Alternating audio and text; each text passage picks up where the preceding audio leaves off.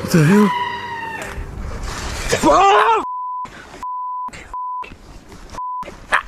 Seriously, boys, don't move. Green, the creator behind the Abandoned Boys channel, which typically focuses on gaming, took a departure from his usual content on June 14th, 2020. He decided to spend the night in a forest known for rumors of paranormal activity. However, what was intended to be a straightforward overnight camping trip quickly took a disturbing turn. Hopefully, it all goes well, but definitely creepy. Shortly after entering the woods, the atmosphere shifted as strange occurrences began to unfold. What started as a trek into the forest quickly took on an eerie tone, signaling that the night would be far from ordinary. Whoa. What the f? Y'all hear that?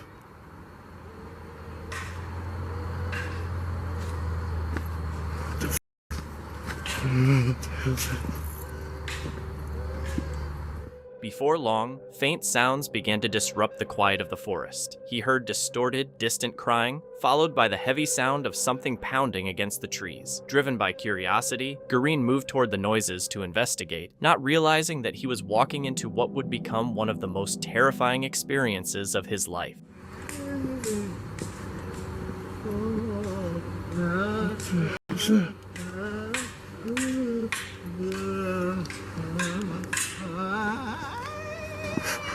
What the f is...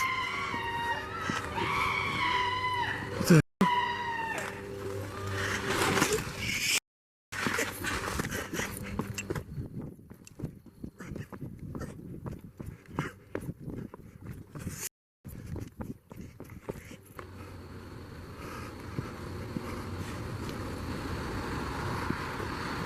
What's that? Hey, what's going on? Scratch this film. As he retreated, one of the figures began to follow him. The person's movements appeared unnatural, and they maintained a chilling silence while trailing him through the woods. Jareen eventually managed to escape and later confirmed that he reached safety. Despite being physically unharmed, he admitted the experience continues to cause him nightmares, describing it as one of the most terrifying moments of his life. To this day, the identity of the individuals and the intent behind their ritual remain a mystery. The video is from Jamie Does Wild Bikepacking, featuring a trip on July 25th, 2021 in northern UK. Jamie and a companion set up a simple camp in a remote woodland after a long ride. The atmosphere was relaxed as they prepped food and noted nearby grazing cows. At this point, the environment felt isolated but entirely manageable. Bikepacking. What time is it, Jamie? Is it late? Bedtime. I'm bloody hot in here. I'm hot as well. Are you hot? Yeah. I'm hot. Yeah. Right then. What do we say, Jay? It's Good night from me. and it's good night from him. We will catch you in the morning where I'll be having a substantial breakfast. Me too. And Jay's manning up and having a substantial breakfast as well. We'll see how it goes. Yeah. Right. We'll see you in the morning. Peace. If there's anything happening in the night, I'll bring you back. That's all the best wild campers say. Good night.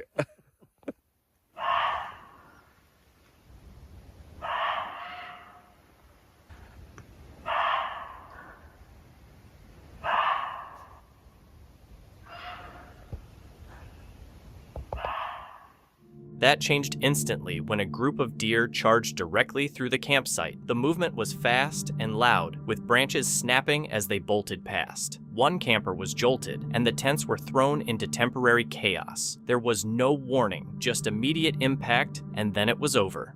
Survived the night. Bit of an eventful night. Lots of deer. Jolted, literally, like there was a deer in camp and it went and made the noise, and I think I just shot out of my sleeping bag.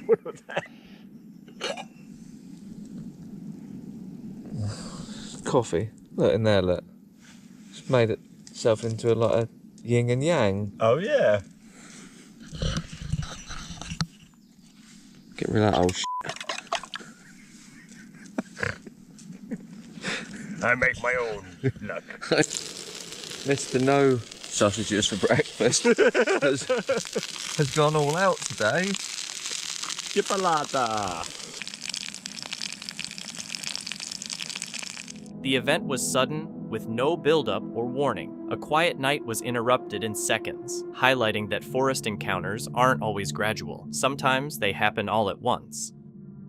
Lee, the creator of the Abandoned World Explorer channel, is well known for his late-night visits to isolated sites, abandoned buildings, and locations with dark reputations. On June 20th, 2021, Lee and his team embarked on a series of random location challenges, a journey that pulled them into unfamiliar surroundings. What was meant to be a spontaneous night of adventure soon spiraled into a situation far more disturbing than any of them had expected. Huh? What is that?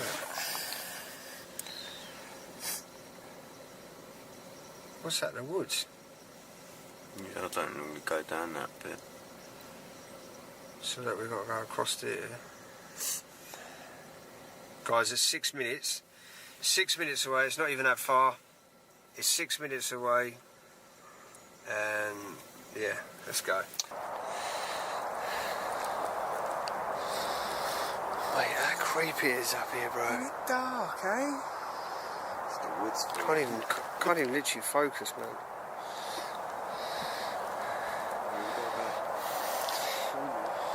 The footpath's still showing. Up there, where that? Pin's up there, bro.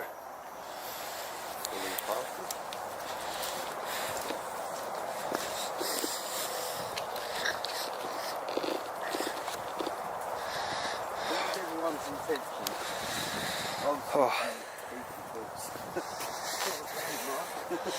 I was thinking like saying creepy, bro. Like spooky vibes.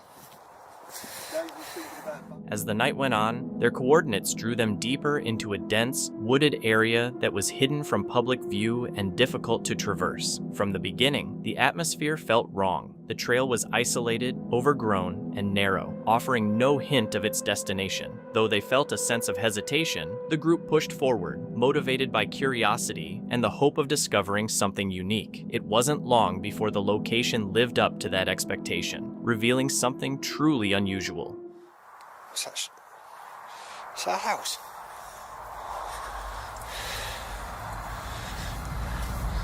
Hey boys, it's like a structure. There's like a structure over there, that was there. You know, it's there. Pin's right there, bro, it's in front. I'm going up there. I don't know.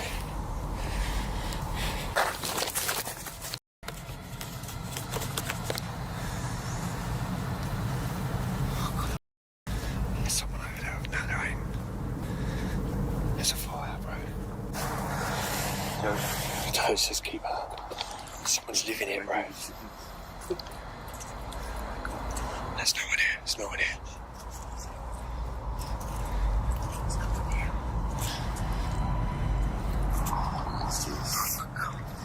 Bro, what is that? It's a door. It's a bed. Mate, what is this? Someone's been living here, man. There's a Ouija board. Maybe we should be here, guys. There's food, man, and everything. What's all this about? There's There's someone around. There's a fire here, bro. What's that? Oh, what? This is a wind up, man. Let's get out. Is that our love will never die? Deep in the trees, they stumbled upon an unexpected discovery, a makeshift structure surrounded by evidence of recent human presence. Scattered among the debris were food items and various objects, most notably an Ouija board. Finding these items instantly changed the atmosphere of the trip. It was clear they were no longer in a deserted part of the woods. Someone had been using the site recently, and there was a distinct possibility they were still nearby. It's in the trees. Look out on the trees, it's all masked. Every tree's got Go. Go. There's someone over there, you dickhead. There is someone there. Turn the light off, turn the light off. Shush.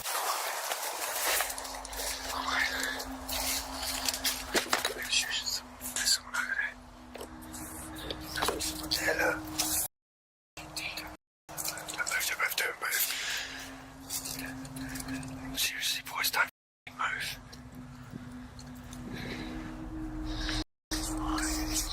See, I told you someone there. We need to get out. We need to go back that way.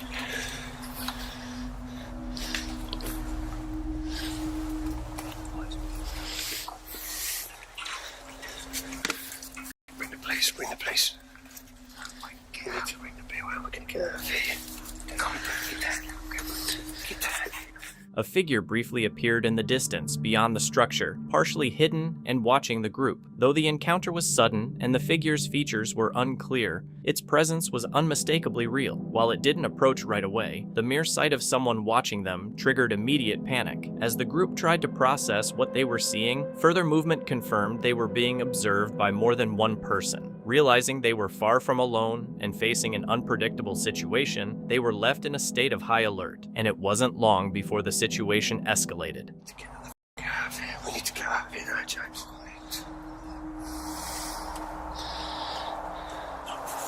Be quiet. What is he doing? Be quiet.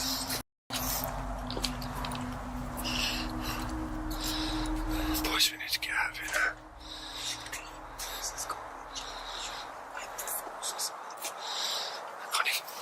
We can't even move.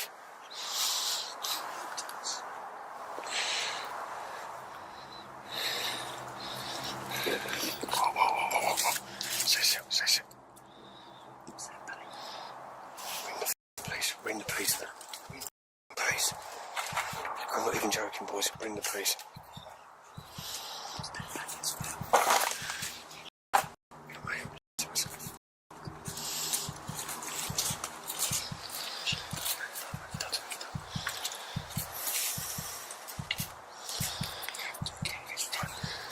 What is he doing, man? He's going to burn.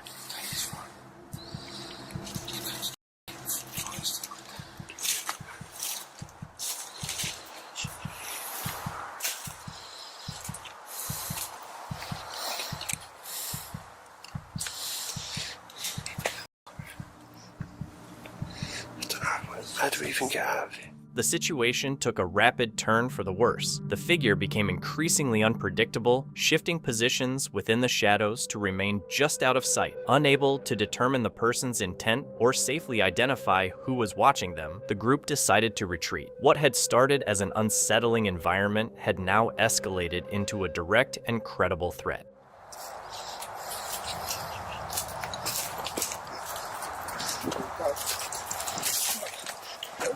I can't see. Go! I can't see! Go!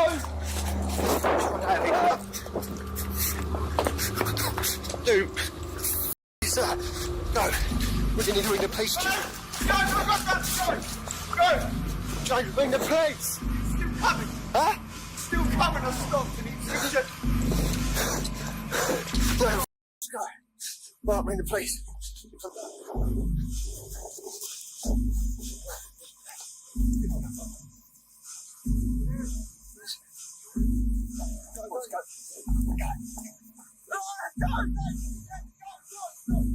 As they attempted to withdraw, the feeling of being tracked grew more intense. The combination of total darkness, poor visibility, and the difficult terrain made their retreat a tense and uncertain struggle. Believing the situation had become a matter of survival, the group raced towards safety without stopping, even as the threat of a confrontation loomed behind them. Whether they had encountered someone living in isolation or someone purposefully avoiding detection remains a mystery. While they managed to escape without a direct physical clash, the group was left with the lingering, unsettling question of whether they had accidentally stumbled into a place that was never intended to be found. Grizzly Gaz is a UK-based outdoorsman known for solo camping and wilderness exploration videos that blend adventure with local mystery. On October 30th, 2023, he ventured deep into a woodland area steeped in eerie folklore and historical accounts of pagan rituals. His content often highlights the unsettling atmosphere of these remote landscapes, connecting the physical journey with the dark legends tied to the land. Oh, does this look like a pagan ritual site? I'll tell you one thing, it looks creepy. So, let's camp here, shall we? As darkness settled, Gaz finished setting up camp and began preparing dinner, attempting to enjoy the quiet evening. However, the initial sense of calm was short-lived, as the heavy weight of isolation began to set in, signaling that the peace of the night would not last. We love a bit of bacon, don't we, pal? Right, let's go for a walk in dark now, and we'll go see what that place looks like, because it's absolutely pitch black now.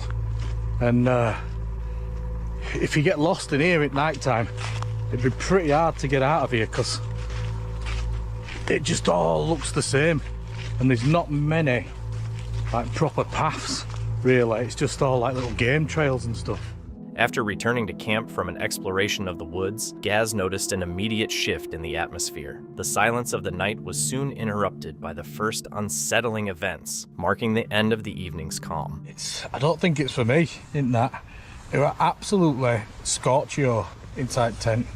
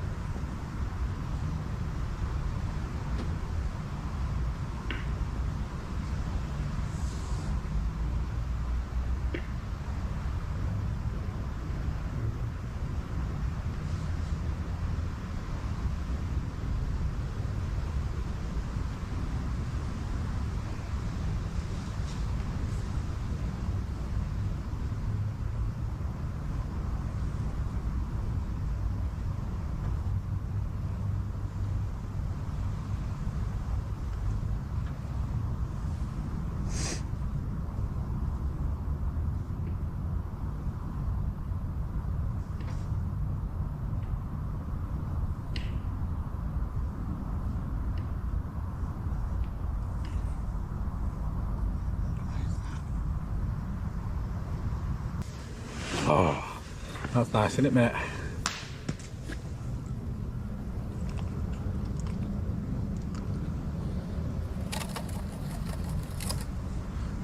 That were a big branch, wasn't it?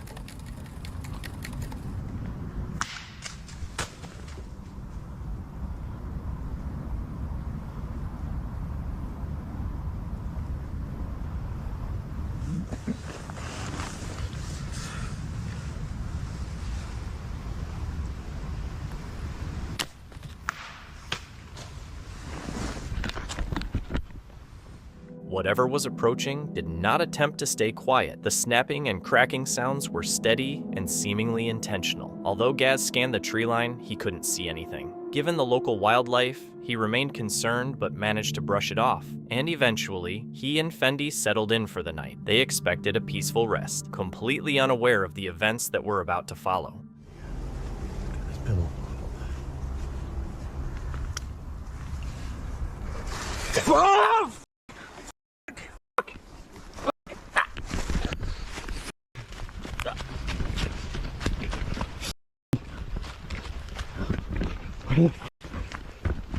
Fendi!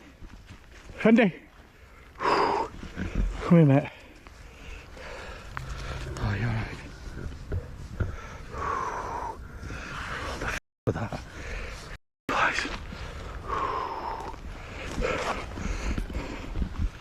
Mate, come on.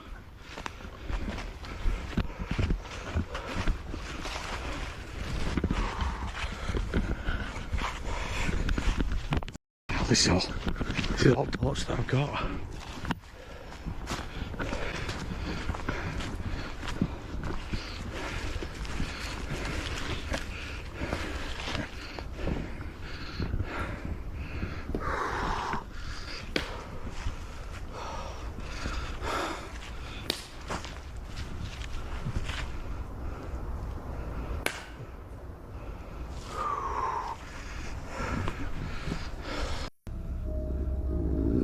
alright, mate? I know you're shaking. Come on, chill out, it's okay.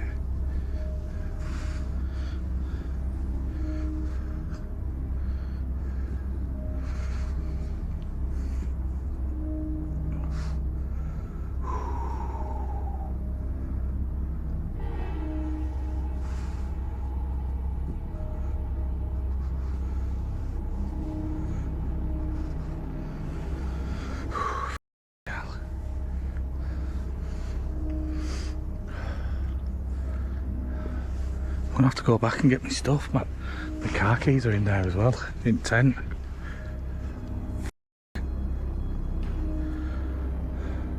After waiting in the darkness away from his camp, Gaz realized he had to return to the tent to retrieve his car keys. Forced to go back despite the fear, he began hurriedly packing his gear to make a quick escape. However, the footage ends abruptly before he can finish. A subsequent explanation from Gaz clarifies the reason for the sudden cutoff. When I was packing up, I managed to get my my sleeping bag and everything and get that in my backpack. Then I heard loads and loads of screaming, like shouting from men, and it sounded like there were about 20 or 30 of them.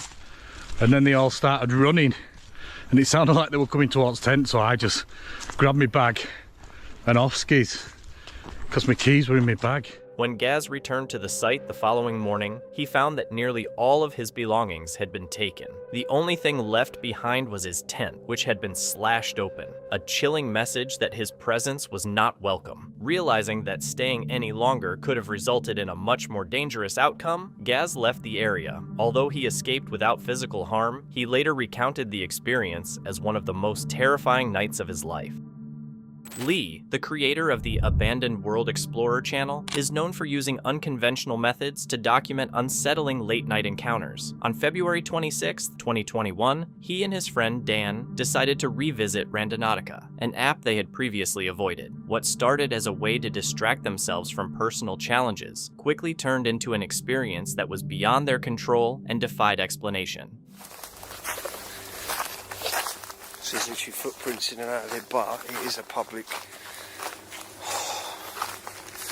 Guys and girls, it's absolutely freezing here as well. I'm not even joking. The thing with these maps, what's it say? There's the thing with these maps is literally like.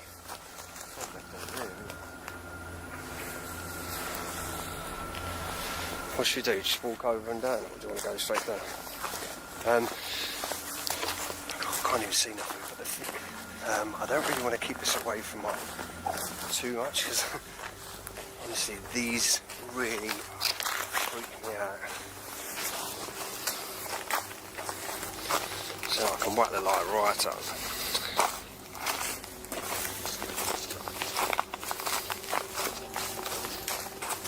But literally just it's freezing. You're not cold? A little bit.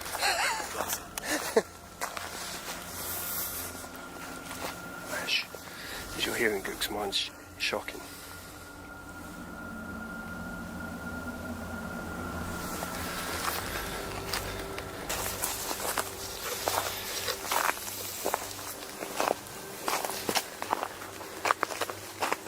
Oh, it's real noisy, the ground. Honestly, people, explorers. This is my sort of thing. I'm not really into all this, but I just feel like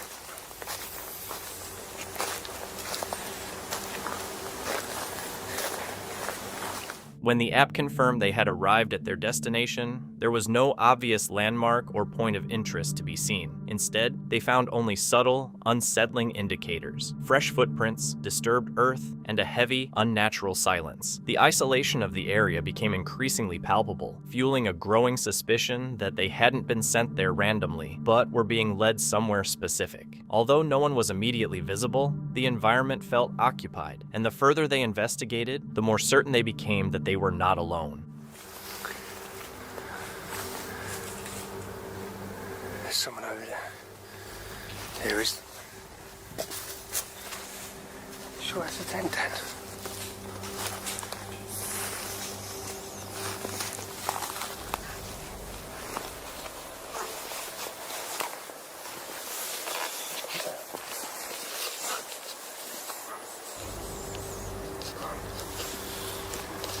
Yeah. Hello?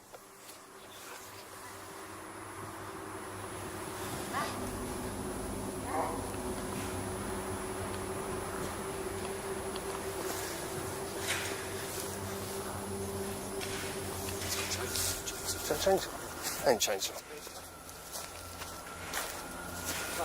Is that chainsaw?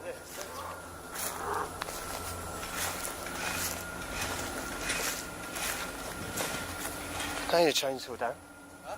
That's not a chainsaw. Hey? Oh, run!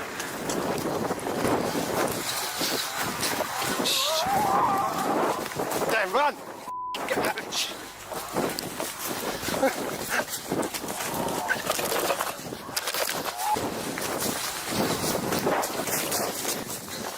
Fuck leg.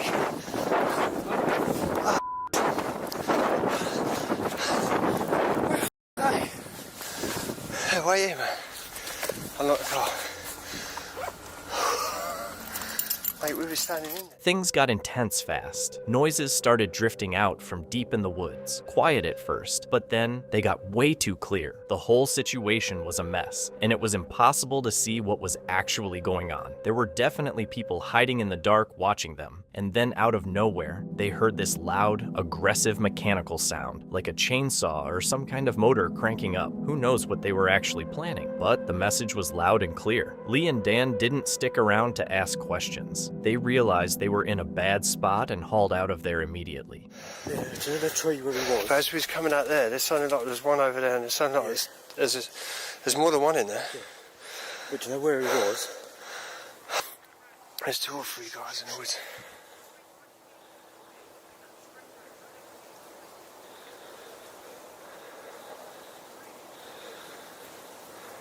Hello? There, Dave, get them out, get them out. Where?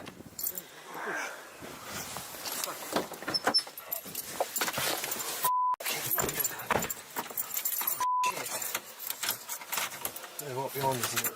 Twigs in that. He was chopping something, wasn't he? Guys and girls, literally, we've just got away so quick. We've made a phone call to the police. The police are going to go there now. They told us to stay away. I don't know. It was so hard to see anything, but I didn't see the tent, but Dan see the tent 100%. Like, and he kept saying there's a tent there. So yeah, and hopefully you'll be able to see at this end of this footage where we put it back on the PC. But this is why I don't do running autocar. So many times we go out and find nothing, and another time we come across weird stuff like this, and I literally just can't get over it to think that straight away, like, I'm not even kidding, I don't know, Dan said they was sounding like it was chopping up stuff. It sounded like they were digging in the woods. Like, I could hear it was this but maybe, as you said, chopping up stuff for a fire, I don't know. But there was a tent there. Dan's records, you definitely see 2. I literally could not see anyone. My eyes, I don't know why, I don't know if it's this camera light walking through the woods was too bright. But honestly, guys and girls, please, I stress, do not. As they hauled out, the noises kept following them, making it crystal clear they weren't welcome. Whether it was just a warning or something more sinister, they didn't stick around to find out. All that mattered was putting as much distance as possible between themselves and those woods. Even after they got away, the whole thing left them with a lot of unanswered questions. Was it just a crazy coincidence that a random app sent them right into someone else's territory? Or was there something more localized and intentional about how they were guided to that exact spot? Lee and Dan managed to get out without a face-to-face fight, but the experience definitely stuck with them.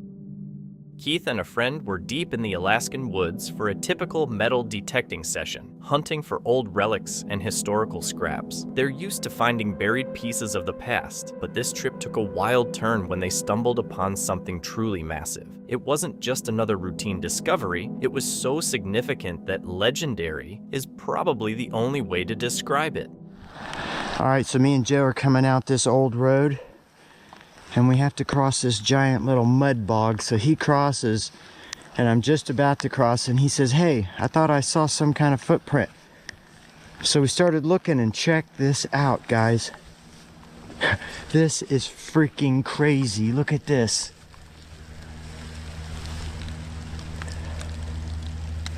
Do you not see this?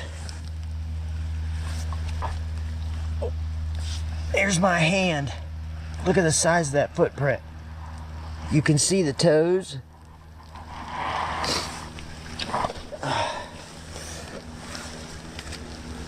Wow. I think that's like a Bigfoot footprint, dude. Yeah, that's crazy.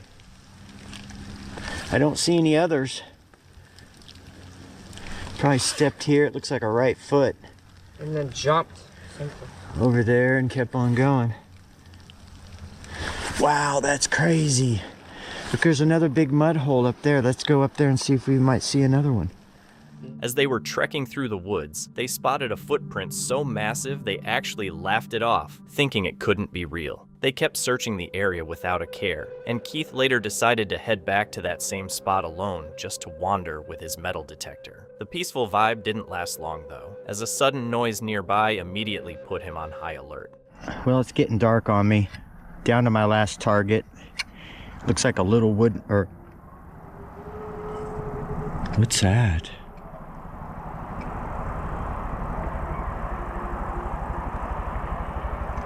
Whoa, did you guys hear that? It sounded like something howling.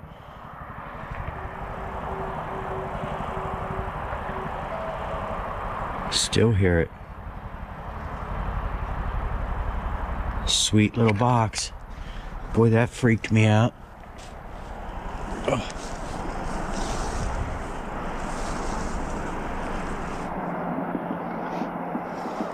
All right, so I'm working my way back. Whoa, did you hear that?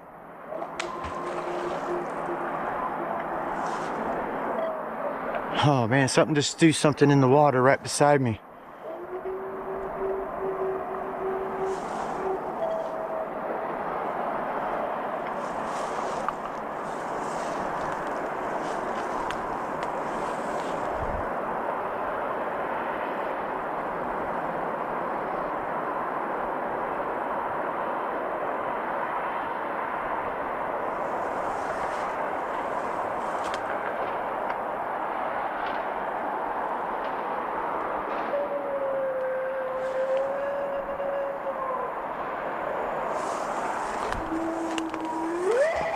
Oh, jeez. All right, guys, let's get out of here. I just threw something else in the water just now. All right, I'm finally getting close to the road. Whew, that scared the crap out of me. The sound Keith heard didn't mimic any typical wildlife noises he was used to. While there was some faint road traffic in the distance, he was certain something else was out there, especially since that massive footprint was still fresh in his mind. On September 3rd, 2025, the YouTube creator Sort of Interesting posted a video featuring a minimalist stealth camping trip in a basic bivy bag. Traveling light with zero cooking gear, he set up in some tall grass for cover, though the spot turned out to be way louder than planned. Between the buzzing chainsaws and nearby voices, he had to stay completely out of sight to avoid being spotted. Okay, so I am definitely concealed, although that might only count if I'm about 2 feet from the ground at most. So I'm just going to have a quick scout around this area for somewhere that's a little clearer to put maybe my basic ground sheet poncho down. But this is already quite amusing and humorous an activity to try and do. Wish me luck. Okay, so with the sound of crows in the background and endless chainsawing across the valley, I'll just show you what I've got. So, this is slightly haunting already. So, because I've travelled so lightly and simply, I've been able to fetch my very small camping stool. But ironically, I've got such poor cover from the wider world here that even this tiny little stool might actually be too high for me to sit on. Obviously water, oh yeah, we've got toiletries, odds and ends and snacks in the top of my bag. Elp Kit Elan bivy bag. Simple basic sleeping bag. And what I was hoping to do was to use my pegs to peg down my poncho tarp as a ground sheet. But as you can see right now, I think I might just have to fold this over and use it as a little bit of a footprint to put my bivy bag on amongst the ferns here, if I'm going to have any sort of cover at all. Pillow is my Ecotech Hibernate inflatable mat. I've got my basic selfie stick tripod hybrid. I haven't got my fancy microphone for recording or anything, which is typical because we've got so much noise around us. And I need to be really quiet, so I can't do my shouting to a distant camera angle. Stuck at the edge of the field and fed up with the constant noise ruining his shots, he tried to make a break for it, only to nearly collide with a dog walker in the tall grass. That close call definitely spiked his nerves, proving his hiding spot was way too sketchy for comfort. He eventually crawled back into his bivy bag to settle in for the night under a light rain, feeling bummed about the lack of good footage. Just as things finally got quiet and he drifted off, he was suddenly jolted awake while the camera was still recording. I might be going absolutely mad here. I swear there's been like a firefly. I'm gonna shut up.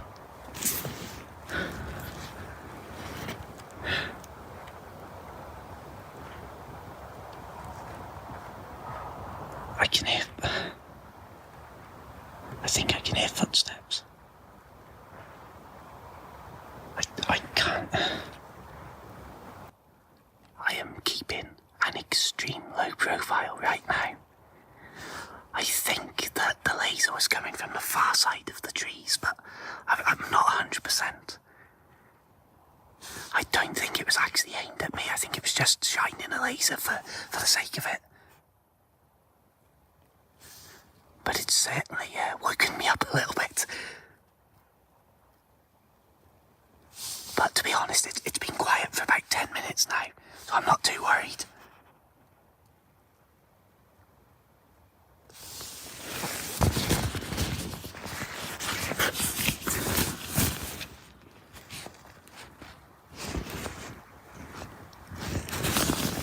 There's a dog in here.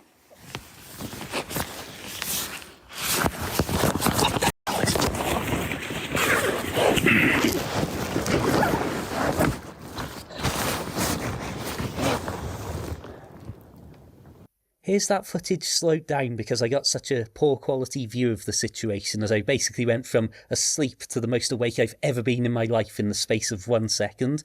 When they were running away, I think it was a phone light rather than a proper flashlight of any kind. And I don't know if those lasers are one single tool or some sort of surveillance kit or something, I don't know. But I'm sure after I shouted, "There's a dog in here," which was the only thing I could think of in the heat of the moment, I'm sure you can hear a little exclamation from them, just a little... As a green laser sliced through the trees, the creator tried to stay calm, but things got real when a phone light beamed directly onto his shelter. Panic set in, and he blurted out, "There's a dog in here," to scare them off. It worked. He caught a quick shout from the intruders as they bolted into the darkness. Totally rattled, he didn't waste a second tearing down his gear to get out of there. Once I'd found my boots, I felt a little safer, but I immediately started to break down the campsite. One of the benefits of such a simple setup is that it took me literally less than 2 minutes to have everything shoved in my backpack and for me to be getting out of there. He realized his minimalist gear was a total lifesaver as he managed to pack up and vanish in under 2 minutes. What had felt like a cozy forest spot suddenly felt dangerous, leaving him to wonder who the intruders were and why they were scanning the woods with lasers in the first place. The video is from Straight Explorer, featuring a solo survival trip on April 9th, 2026 in remote English woodland. He set up camp off-trail in a densely forested area with very limited visibility. While organizing his hammock and gear, he repeatedly paused to react to faint, irregular movement heard between the trees, which broke his focus. Just walked and just vanished.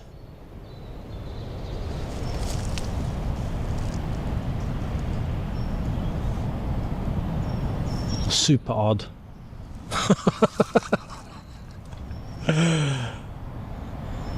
Right, yeah, I'm going to set the hammock and tarp up.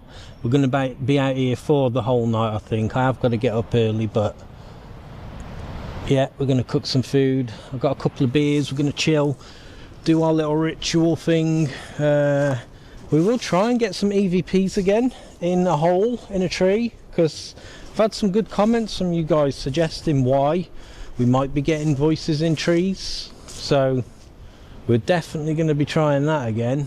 Later that night, the footsteps became more distinct, closer, and more consistent. The repetition was the most notable factor, as the same type of movement occurred multiple times from the same direction. Despite the clear sound, there was still no visual confirmation, eye shine, or visible movement in the branches.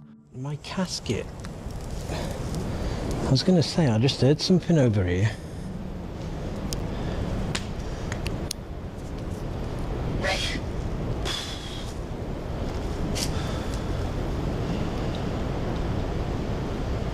There's something moving.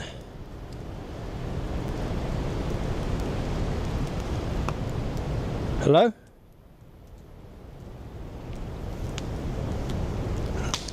Yeah, what I was going to say, although it's going now.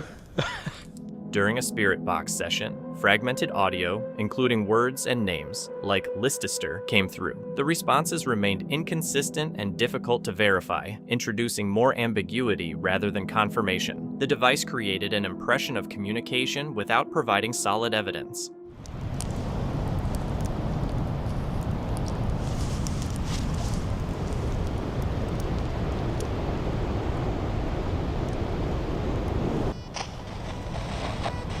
Who did I see over there walk behind a tree earlier?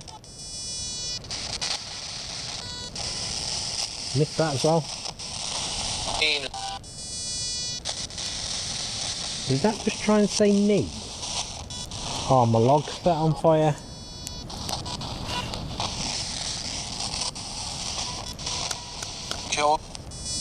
Killed? Was anyone sacrificed in this?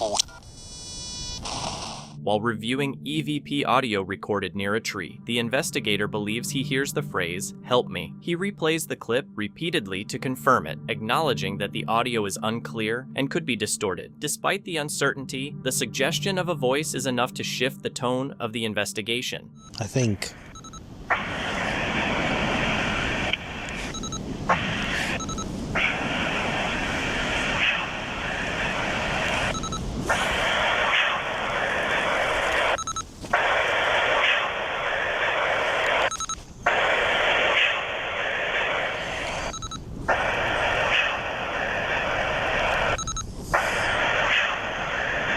Help summit.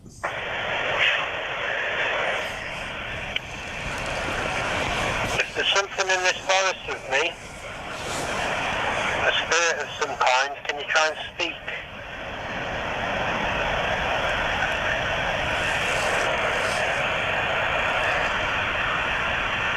Can you try and communicate with me?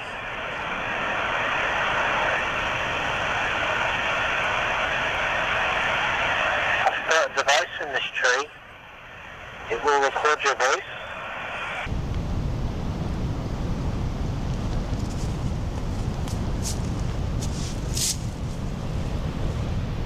Hello?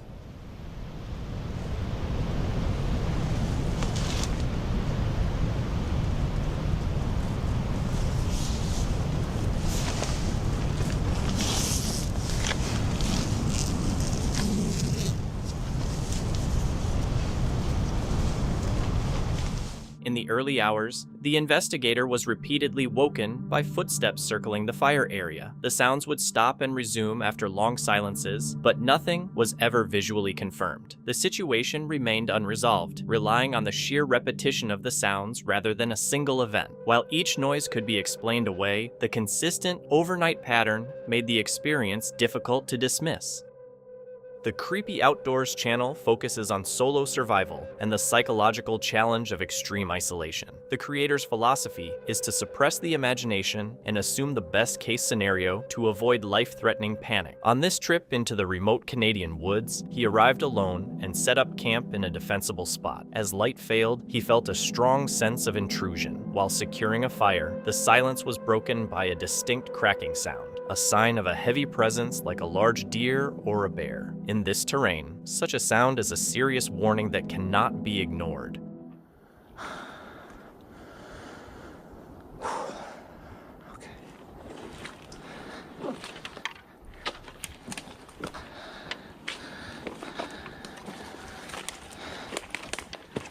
Just gotta make a fire. feel a lot better when I got a fire going.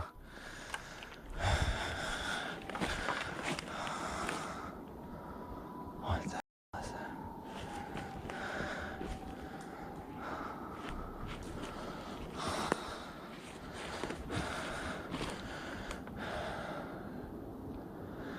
This is a decent spot. I'm gonna go gather some wood. I'm gonna make a little fire, have a nice beer. I heard something cracking in the woods. Now, if you live in Canada, when you hear something cracking, a branch cracking, it doesn't usually mean a small animal. It's usually a deer, a bear, anything of that sort. So it should never be taken lightly when you hear a branch breaking. All right, I'm gonna gather some wood. I'll see you guys then. Focusing on survival, he used birch bark to start a fire, creating a small barrier of light against the darkness. Despite a deliberate 360-degree scan of the perimeter, he saw nothing, even as ambiguous noises continued from the trees. As he fed the fire to deter potential predators, the sounds grew closer and more intense. What?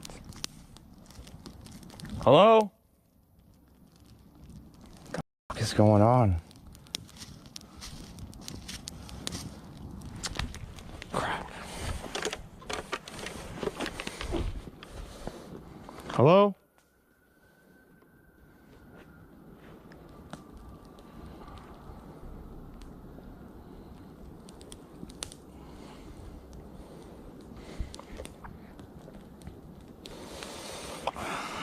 I better get some more branches. I don't like what I'm hearing.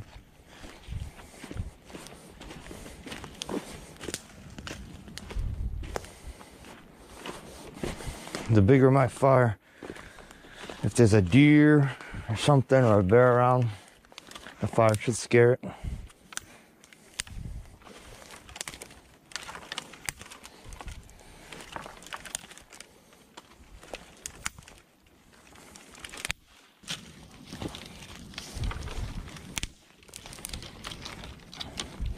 If I keep hearing those noises, I don't know how long I'll stay.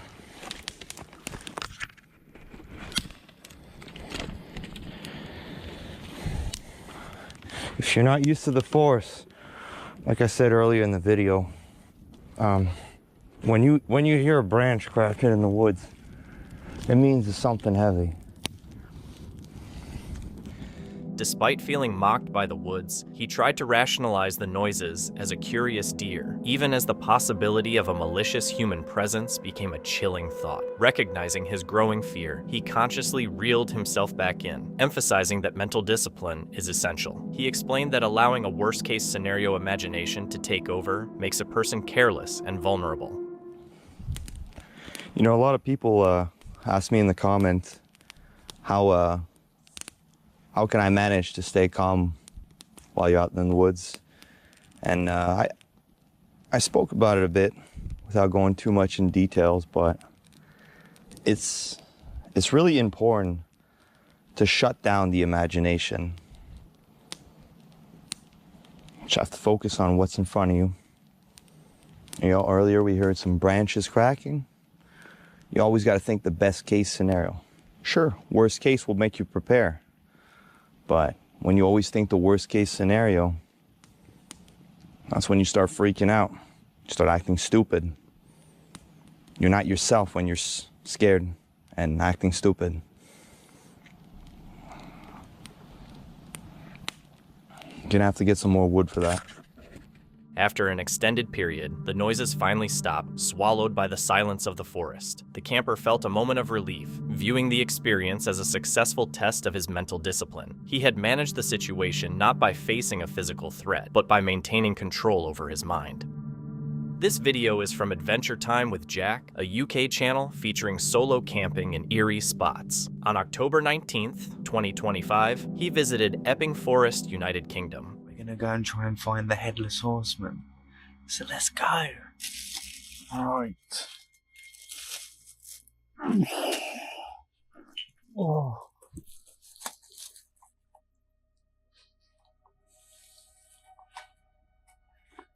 Well, that's just spooky as hell, isn't it? I was alright when I was in there. Oh no.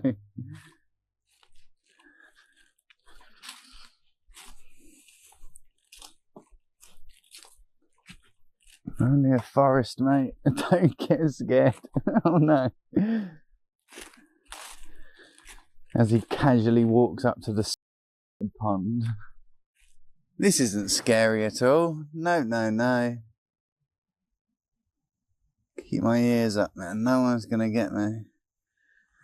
I don't like it.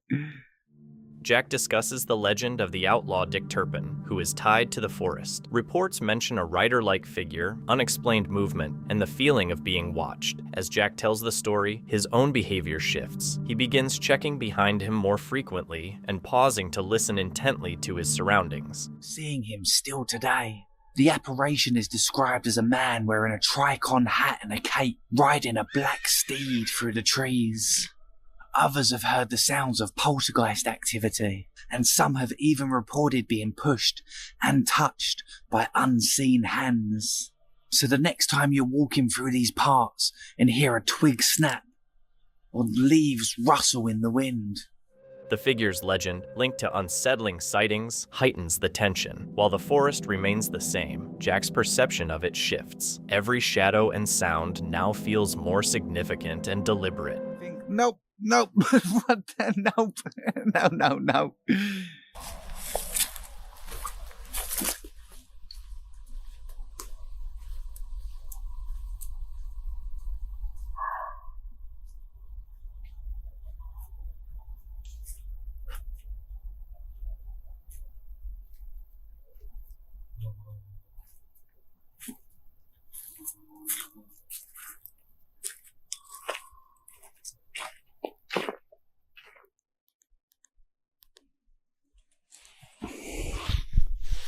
Right. Now, let's try and find the Headless Horseman, shall we? Please don't go too far, tent.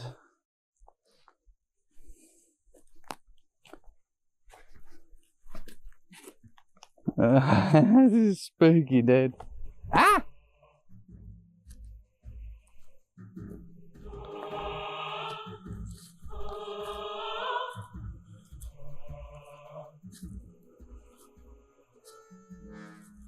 Oh, Mr. Headless Horseman.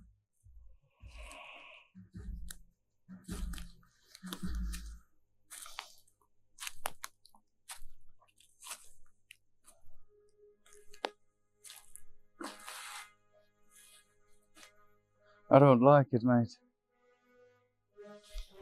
At all.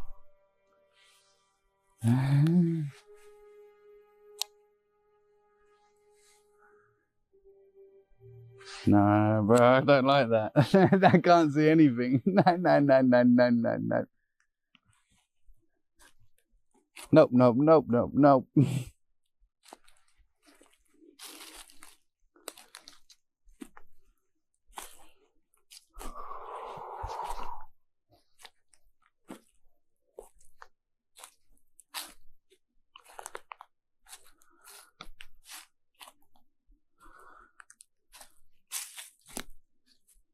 What was that? Can you guys hear that? Jack uses an EMF reader that suddenly spikes and flashes after a nearby noise, despite his having no interfering devices. Combined with the local history and unsettling atmosphere, he decides to leave immediately. While the noises and readings could have natural explanations, the added context makes it difficult to separate reality from expectation.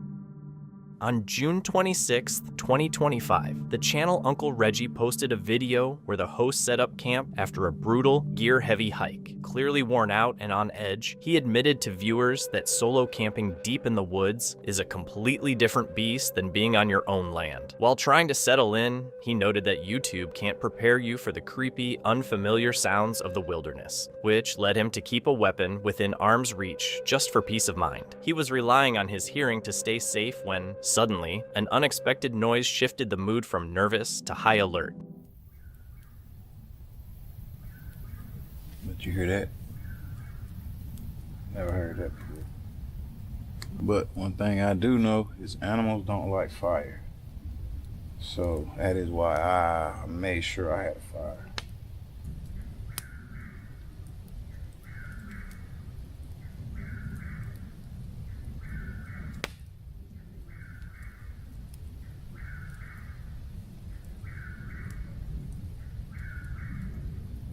It's definitely getting closer.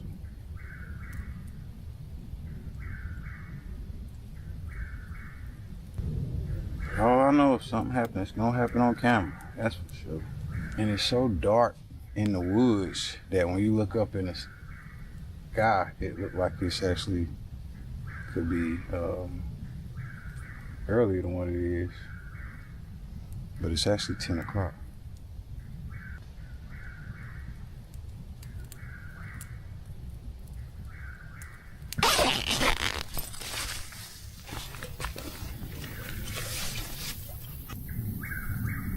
Whatever it is, it's getting closer.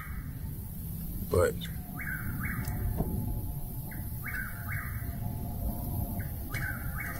we shall see. A sharp noise broke the silence, and he tried to reassure himself that his fire would keep animals away. But as the sounds drew closer, the tension became obvious, and he whispered that whatever was out there was definitely gaining ground. Paralyzed by the dread of an unseen presence, he decided to stop filming and hide in his tent for the night. By the time he woke up the next morning, the sheer toll of his nighttime anxiety was fully visible. Info about the camping.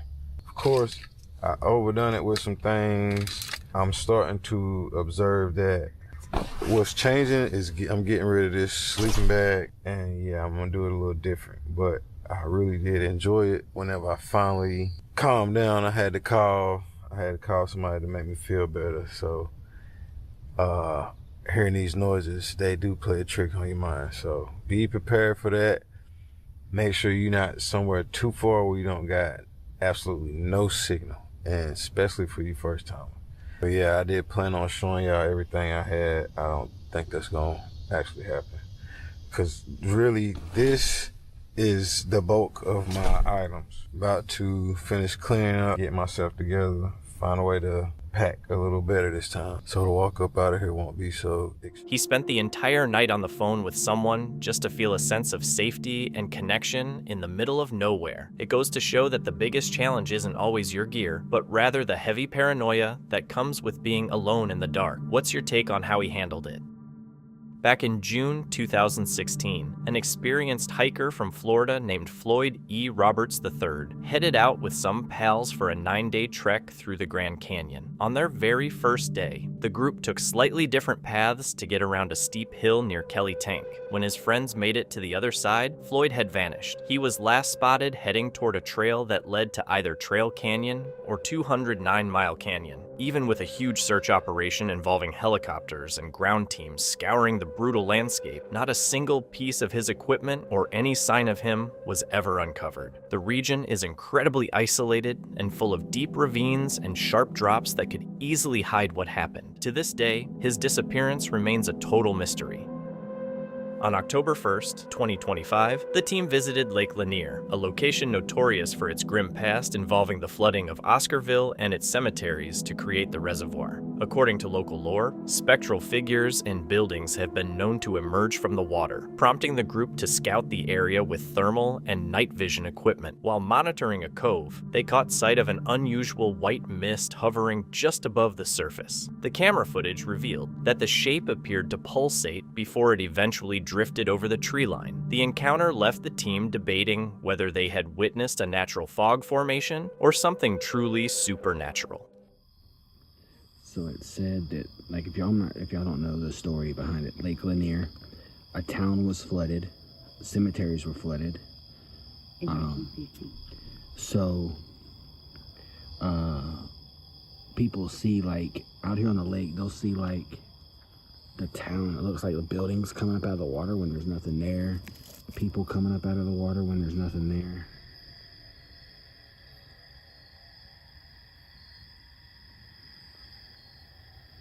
Voices, kids, and then we tried to go to the bridge.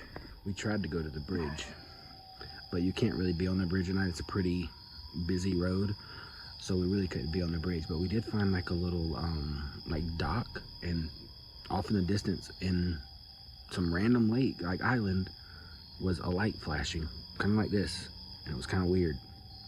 So you never know, maybe we'll catch some cool stuff. Keep your eyes and ears open.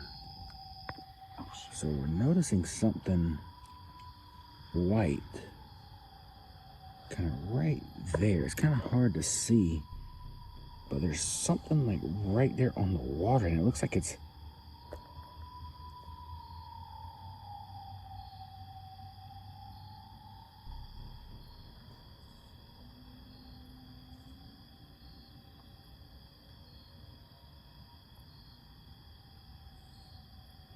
definitely something weird, because it's like, it looks like it's, well, it looks like it's, no, it looks like it's pulsating on my phone.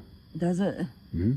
The group set up their gear, including a cat ball, a plasma ball, and a necrophonic device, right near their campsite. Interestingly, they later discovered the site was close to the former location of the Shaw Creek Baptist Church and its cemetery. Almost as soon as they started, they began receiving responses.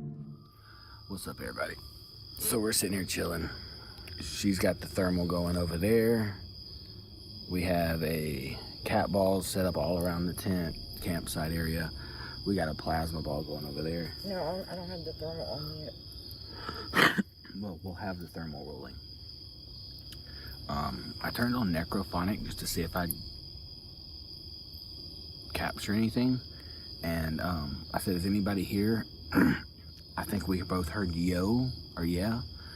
And then I asked if there was a name, and I could have swore I heard Lanier, like L-A-N-I-E-R, like the lake, but we're about to find out. So let's see what the little necro session will give to us. Are you still here with me?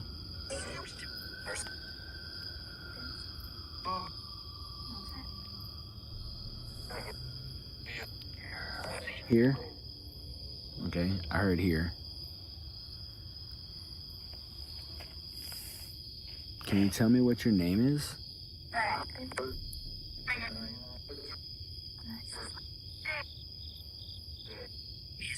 Dave?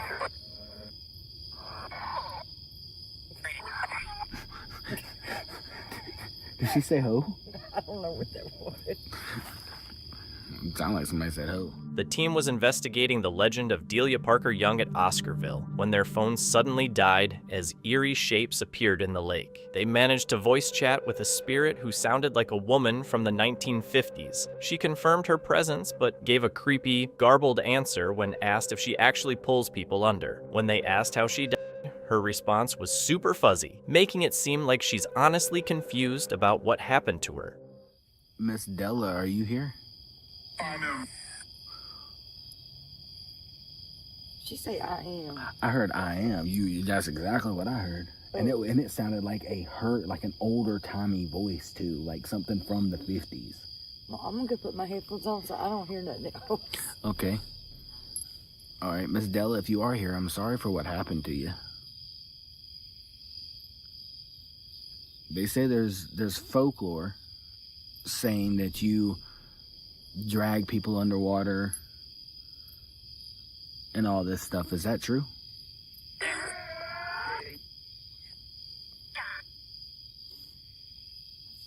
Should get those headphones. Do you mean people harm? Are you just trying to get their attention?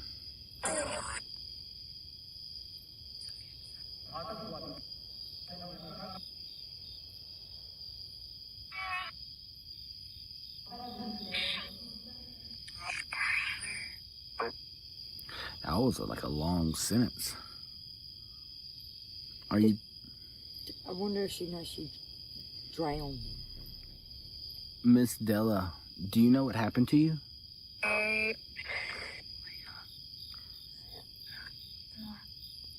I don't mean to sound weird, but it sounded like it said vaguely. Like, vaguely, like I think I know, but I'm not sure. I couldn't hear it all. It was like really low.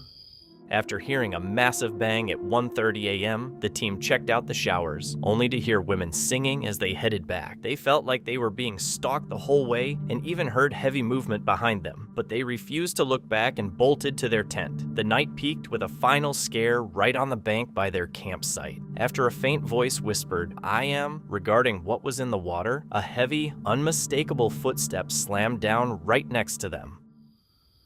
What's below the water? Did I just say I am? Like a female's voice say I am. 100%. I heard I am. Y'all tell me what you heard in the comments. That was a little weird. I like 1,000,000% heard I am. That's right there. Babe, don't. No, I was expecting somebody to be right there. I heard a footstep. Stop. What was that?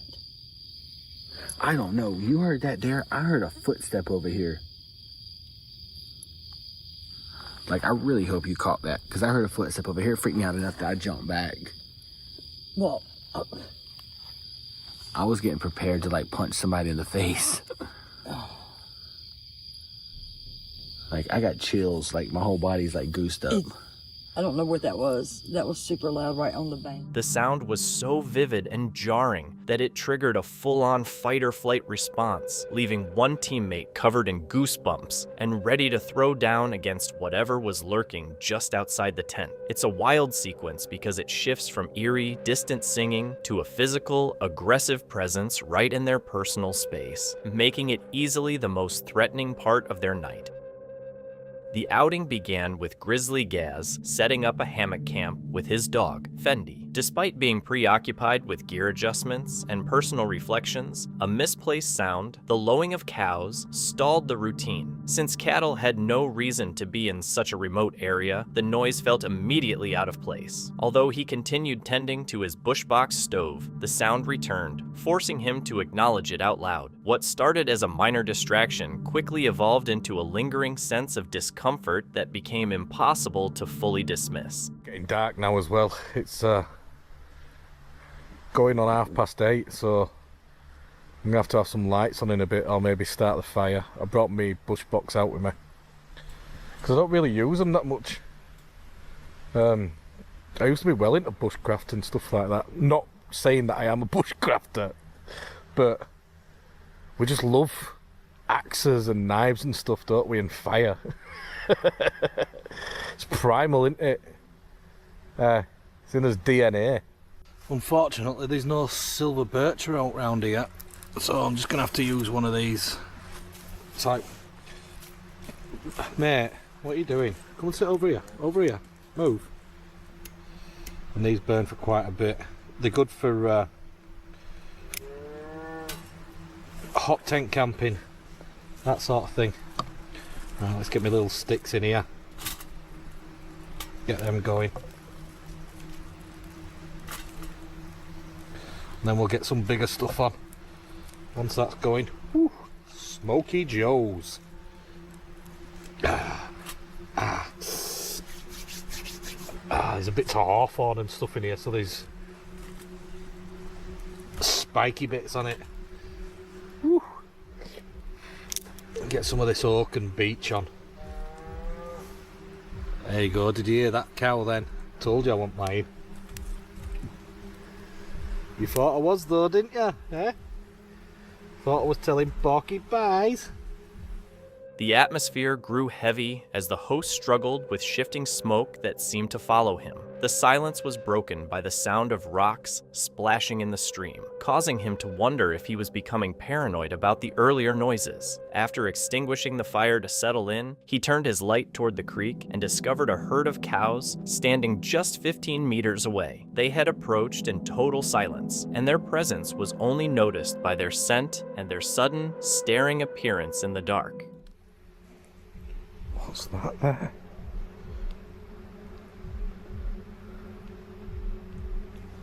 fucking cows, look.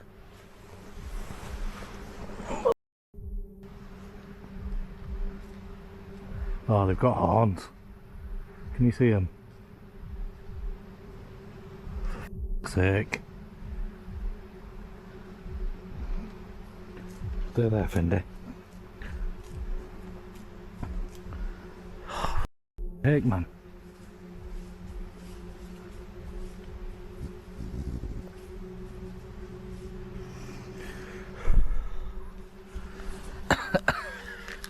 I didn't even hear him.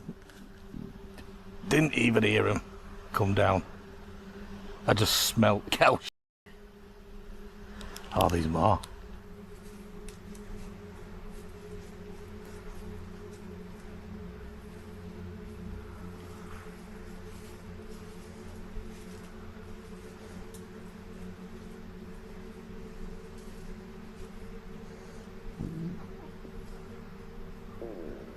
Oh, Fender's just added to the smell. Did you hear that? Oh, Fenzel. Eh? Chill out, mate. No, you're not getting out. Ah. This has turned into an interesting night then, hasn't it? People always say that, you know, that I fake stuff in my videos. I mean, how do you fake stuff like this? Cows aren't even... Faced with the reality that the cows would remain all night and continue to disturb the camp, the host decided to call it quits. He quickly put Fendi on a lead, knowing he would have to carefully navigate around the herd to make his exit. The night ended with him hiking out through the darkness, offering a sarcastic thanks to the animals for not trampling him. What was supposed to be a quiet solo trip was completely derailed by the unexpected arrival of the herd. Nemo's Camper Adventures, a UK van life channel, filmed this during a spontaneous solo stay in the quiet countryside on September 15th, 2024. The guy was just vibing in an open, peaceful spot, cooking dinner as the sun went down with nobody else around. Everything seemed totally chill and steady until a group suddenly showed up and crashed the silence.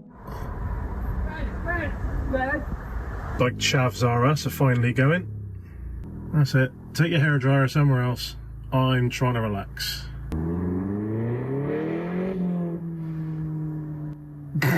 The world's shittest dump valve. The peaceful vibe got wrecked when a group showed up blasting loud music, instantly turning the solo spot into a crowded one. They took off just as fast as they arrived, letting the quiet return so he could settle into his van for the night. As the temperature dipped, he figured the disruption was just a one-time thing and felt like the area had finally reset to normal. Gone. And I'm hanging out my backside. It is 20 past 1 in the morning. And I really need to go back to sleep, but I don't know. Chavs, I ate them. The same group returned around 1:20 a.m., their noise hitting much harder after hours of total silence. He stayed put and waited them out until they eventually left again, but the vibe of the spot was officially ruined. While it wasn't exactly dangerous, the repeat visit made the location feel unpredictable and annoying, rather than just a victim of bad timing. Broken Capital, a UK paranormal channel, filmed this during a nighttime investigation at Cannock Chase on June 10th, 2023. The team focused on exploring the deep woods and urban legend sites associated with the area. What?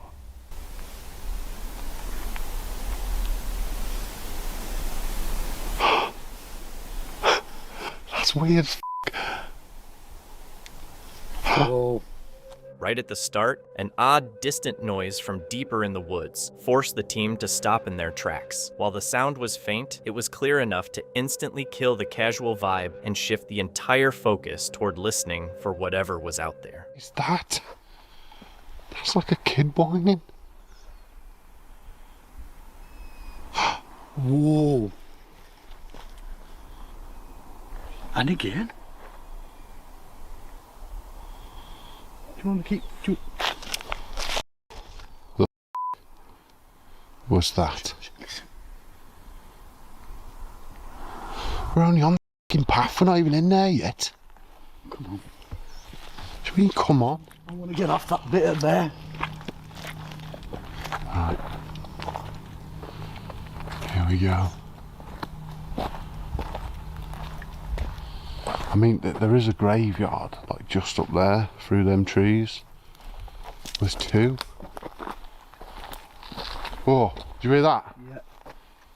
The noise turned into a constant, squeaky whining that sounded like something in distress. What made it weirder was how it moved. Every time the team tried to close in, the sound shifted position, making it impossible to pin down. It felt like something was circling them without ever showing itself, with the noise only getting louder and more unexplainable as the night went on. Did you hear mumbling then? Yeah.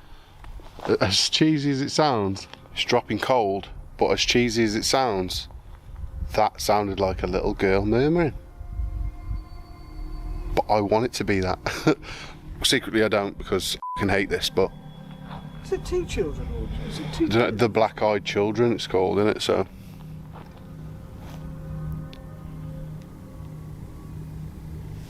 Whoa. A heavy thud suddenly broke the rhythm of the squeaking. This sound carried much more weight and felt closer, shifting the experience from an auditory mystery to a physical presence. The volume and proximity signaled that whatever was out there had moved from making noise to making an impact. Whoa, that was massive behind you. Come on. Just keep going. I don't like it, you know, we're not even in it, really. Do you know what I mean? We're only skirts for it.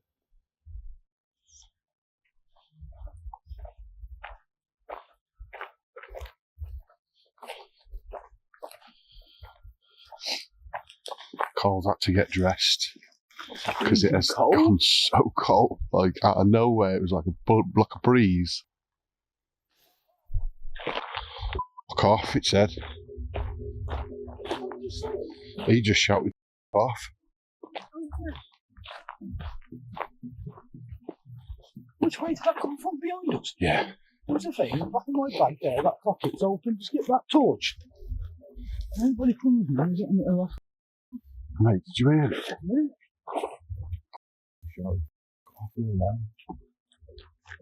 Just some bloke shouting off. Who's aiming at us or somebody else? No, it'll be us, won't it? You can see the lights. Nowhere else little.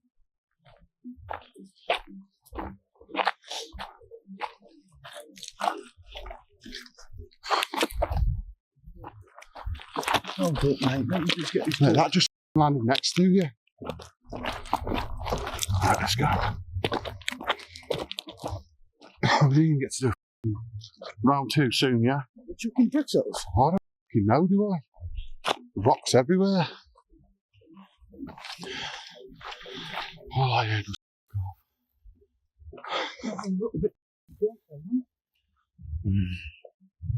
Which way was it? Straight down, wasn't it? No. No, it weren't. What? Let me do a little turn. Oh, Carl. Carl, we're lost. Oh, just cut across the field. Let's get in between the trees. If they are chucking bricks at us, then I'd rather hit The mystery evaporated when an aggressive human voice shouted from the darkness, followed by objects being hurled at the group. This turned the night from an eerie exploration into a confrontation, forcing an immediate retreat. Everything leading up to that moment, the shifting noises and shadows, had been stuck in a state of uncertainty. Once a person revealed themselves, the entire experience was recontextualized. The sounds weren't random, and the movement wasn't a product of the imagination. The most unsettling realization was not just that someone else was there, but that the reality of the situation remained hidden for so long.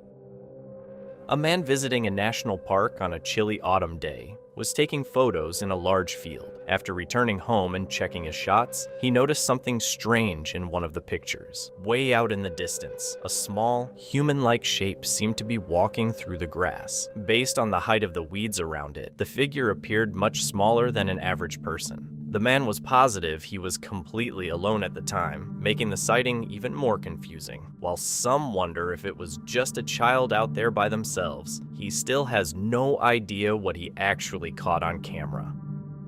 The video comes from What Day Is It Wolven, a UK channel dedicated to real-time wild camping. It was filmed on September 26, 2025, on a remote estate somewhere in the United Kingdom. Proper roasty toasty, I guess you want to call it that. Don't know if you can see that, guys. turds over there. Time of his life. But yeah, I mean, it's quite a small hammock. Like, this is the smallest one they do. I got it when I was a kid, and I accidentally packed this one because they all got the same bags, but they got a different thing on it, but I didn't read it, unfortunately. I'm gonna go to bed, to be honest, because I'm pretty tired, and yeah. So I'll see you guys in the morning.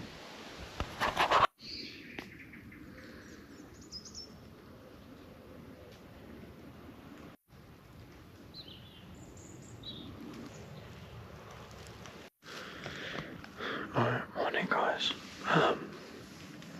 Dad's still asleep. But I think I'm gonna get the fire going because I'm pretty cold. And yeah, didn't sleep too badly. So I'm gonna do that. Theo ended up sleeping on the floor because you can sleep in the hammock. Don't know why, but you can.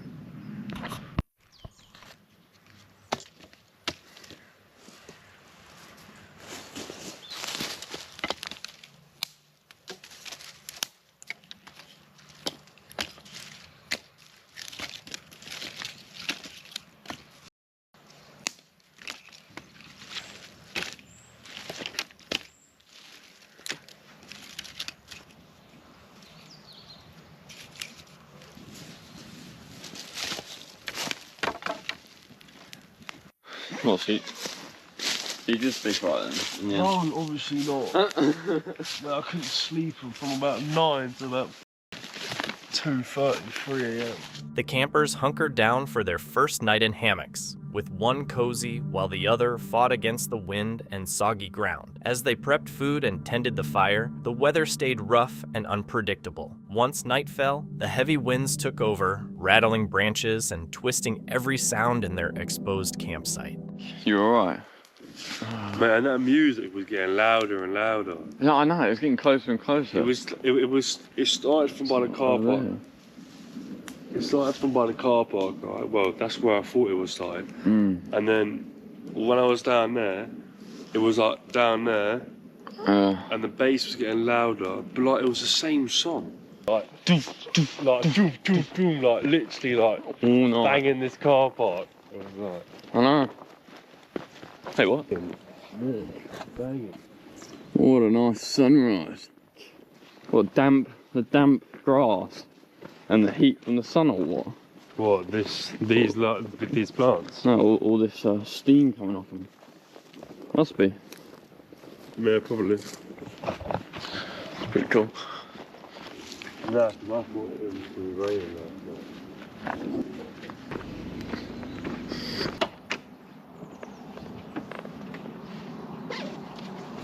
That's the end of the video. Hope you guys did enjoy. Please like, share, comment, and I'll see you guys in the next one. No, you won't. Well, mate, got no choice. You guys love it. Still want to sit in your van. Oh, that's scary, man. Scary, isn't it? Scary when your van don't half start. Charge the old ringy ding ding ding. It's the impression of what we heard last night, if anyone's curious.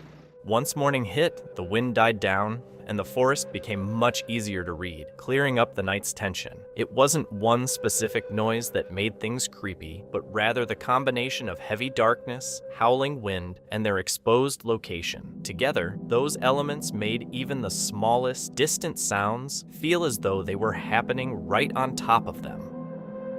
While out with his family on a winter day at a national park, Tim Gallivan took some photos of the scenery. Everything seemed normal until they got back home and looked at the shots. Tim spotted a tall, brown shape standing behind a tree that he hadn't noticed while he was actually there. The figure stood out from the rest of the woods, leading Tim to believe he had caught a Sasquatch on camera. However, other people argued it was just a strange tree growth, or a trick of the eye where the mind sees familiar shapes in random patterns. What's your take on it? Johnny Paranormal, an Australian solo investigator, headed into Japan's Aokigahara forest on March 4th, 2026, to scout remote search zones before the weather turned. He moved through the Badlands section, passing old camps and faint side trails that showed plenty of past human activity. By jumping between established paths and off-trail sections, he kept a fast but careful pace while scanning the complex terrain for any recent signs of life. Real bad.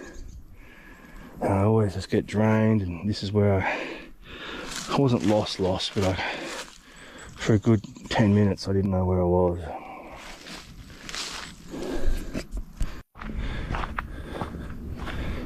Well, basically I was hoping to finish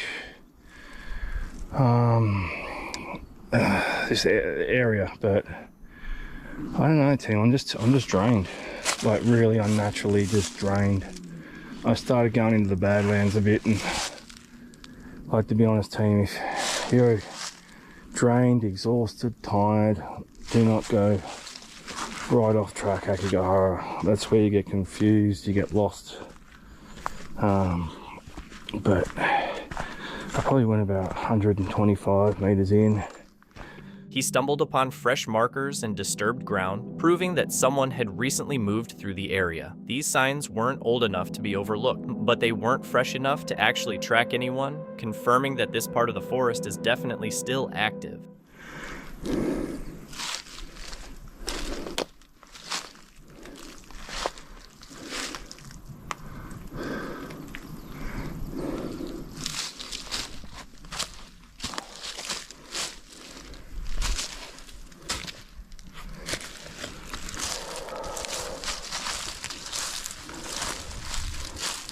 Done this before.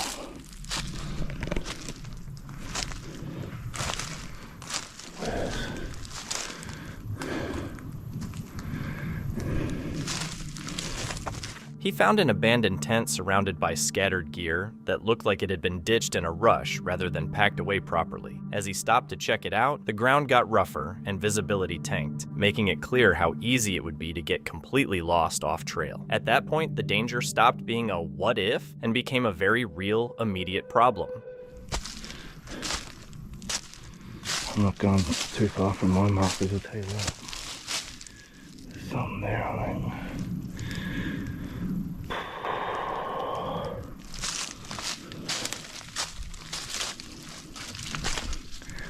And if you keep going down that way, it just goes into nothing. Like, you go in, you go in.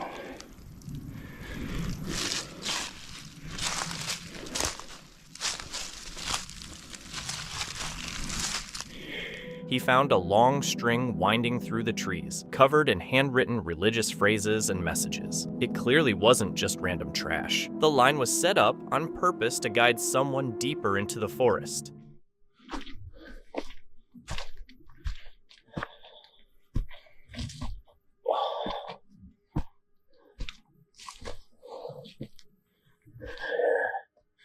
This is what those boys followed up.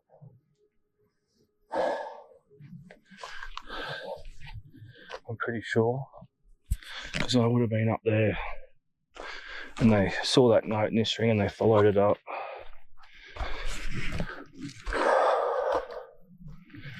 Oh, mark over there. Yeah, this is the same string.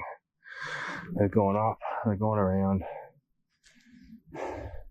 and they've gone over that way around the wind cave. So you're watching, there's a couple of markers there too. So this is what those boys followed. Following the line, he realized it was part of a massive, coordinated system used to map or search through the deep forest. As he pushed further, the situation didn't just snap. It dissolved gradually as fatigue kicked in and navigation got sketchy. He pointed out that in a place like this, the real danger isn't just what you might find, but how the environment slowly wears down your ability to think clearly until you lose control. The most disturbing video features Rachel and Tommy, a US-based wilderness exploration duo, during an April 2025 trip to southern Oklahoma. Before starting their stay, they recalled a previous visit where unidentified movement was spotted behind the van, and howls echoed from several directions at once. This gave the chilling impression of being triangulated by something in the woods. Although nothing was caught on camera during that first encounter, the experience was unsettling enough to draw them back to the same remote location to investigate further. Turned the camera off and we heard a sound out here we've never heard. And it was not a howl, it was not a roar, it was a rumble. It wasn't an airplane or anything. I know what, you know, obviously, I was born in 1971. I know what airplanes sound like. But this was about the time of day last time whenever I was eating and something walked across behind us. And then we sat here and it was just right at dark. And we heard something howl coming from over there and one from back over here. As night fell, the noise persisted, but the dynamic changed once the source was pinned to a specific, fixed location. This realization shifted the perception of the sound from mere ambient woodland noise to something that felt deliberate and stationary. It was no longer a random occurrence, but an intentional presence coming from a single direction. A lot of stuff with them. See if y'all can hear this. Let me get over here where it's quiet. This badger will stop walking for 3 seconds. All right, I'm going to zoom in. Zoom my camera in.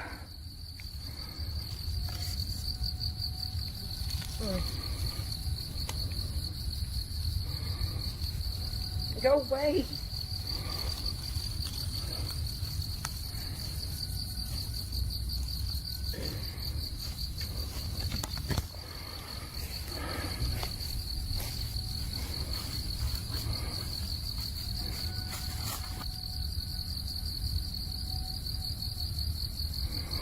I don't know what that is coming from down in that area. Not so much over here.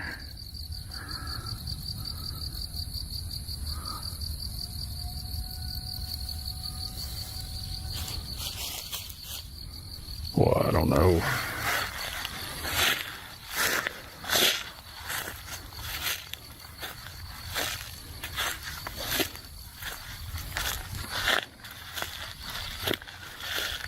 Rather than remaining inside the van, the pair decided to exit and head toward the wooded peninsula where the noise seemed to originate. Visibility vanished almost instantly, as headlamps struggled to pierce through thick swarms of insects and a confusing landscape. They continued anyway, tracking an unseen presence that pulled them further into the trees. While the typical response is to stay in the light and maintain a distance from the unknown, they did the opposite. By choosing to move toward an unexplained sound, they shifted the situation from safe observation to active exposure.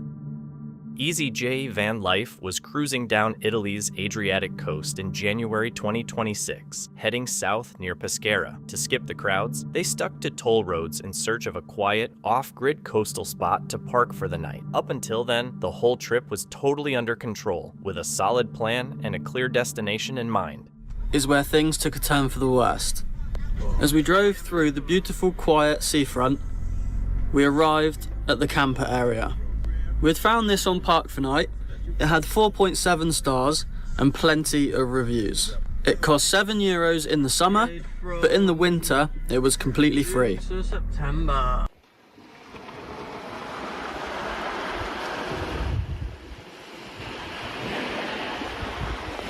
Once we'd parked, we locked the van and took Oro for a short walk along the beach. She needed it after a couple of days of being on the road, and this was as good a spot as any for her to have a swim. We walked around 400 meters, no more than an hour along the beach, did some filming, got the drone up, and let Oro have a swim. Everything went south fast when the couple discovered their van had been broken into during a quick walk. There wasn't any noise or warning to tip them off. They just returned to find that in a tiny window of time, their situation had completely flipped. After initially realising that we'd been broken into, we hit the road pretty quick. We just wanted to get out of there in case there was any danger. So we fled to the relative safety of a Lidl, where we went through absolutely everything to check what was missing. On the walk, we had had the GoPro, our phones and the drone with us. Left in the van was an iPad, €400 of cash, my wallet, Amy's wallet, £3,000 worth of water sports equipment, our passports and everything else.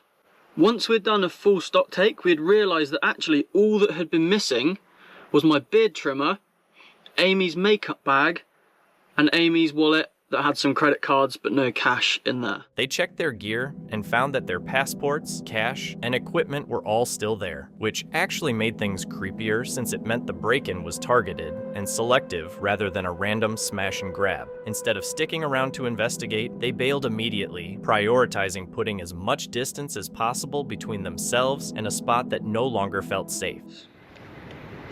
Van life.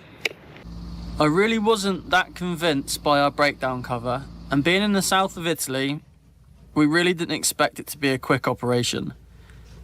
But within 10 minutes of the siesta being over, a tow truck came and picked us up and took us to the garage, in a very, very Italian way. On the phone, the breakdown company was super helpful. They kept us updated with what was going on and gave us multiple options. So get breakdown cover, because you never know when you're going to do something stupid. So we're currently being rescued, but we're in the van on the back of the tow truck. I don't know if this is a normal thing. The guy doesn't speak any English, we don't speak any Italian. We were on the truck with literally a millimetre to spare at the back wheels. And as we drove, the guy made the sign of the cross. At this point, we put our seatbelts on. Once we got to the garage, the mechanics drained and flushed the system, and then we broke our golden rule. We drove at night.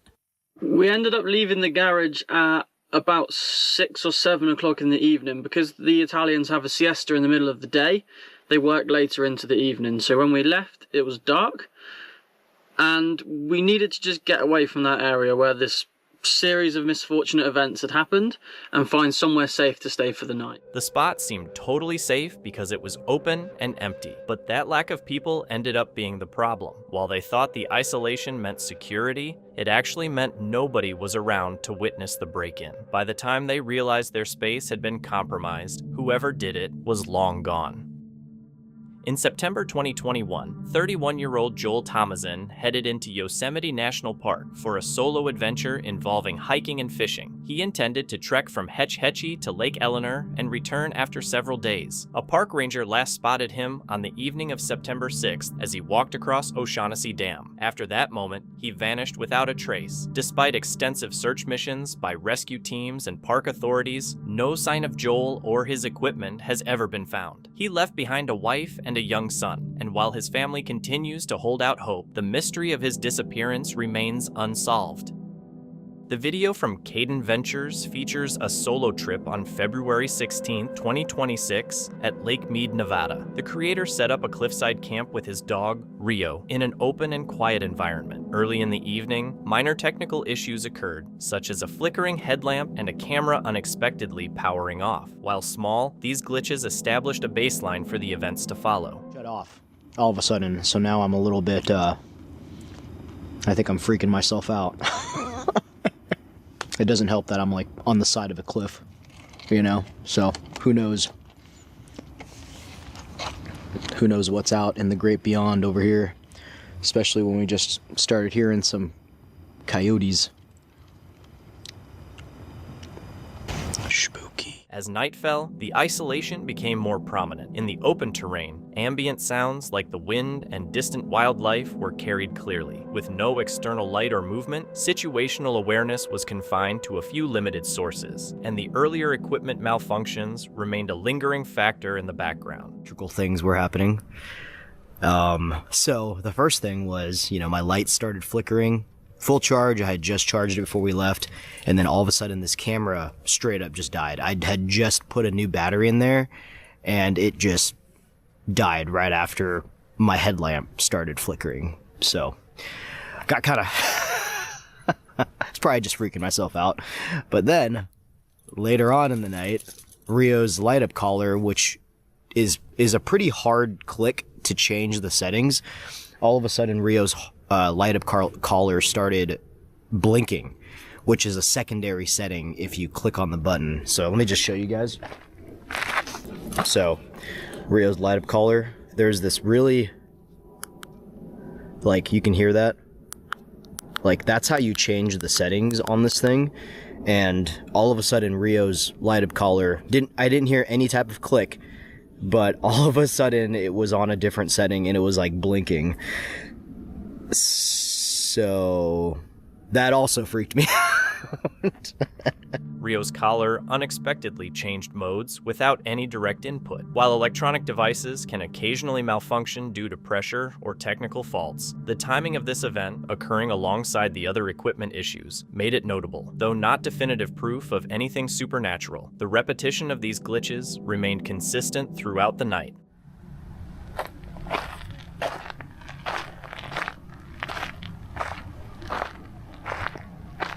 Is this site haunted?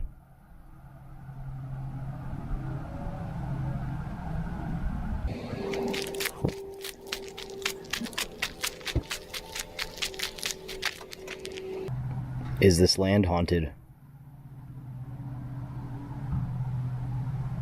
Anybody out here? Anything you want to say?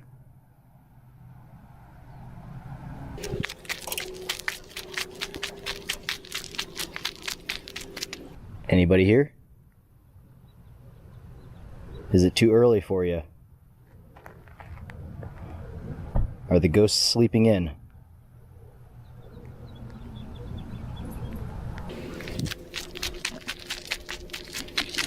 Anybody here? Oh, what? Is this campsite? Oh, that's weird. So these trees are probably one of the oldest trees out here in Nevada, I think. I can't remember what they're called, but there's definitely an energy coming off of this tree. Okay. Do you want to talk to us? No? Is this campsite haunted? Are there ghosts that walk this campground? Interesting. Is Lake Mead haunted?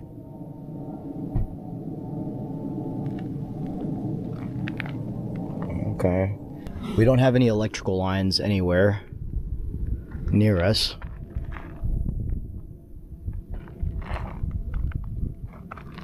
We saw it earlier kind of freaking out, and then now it's gone.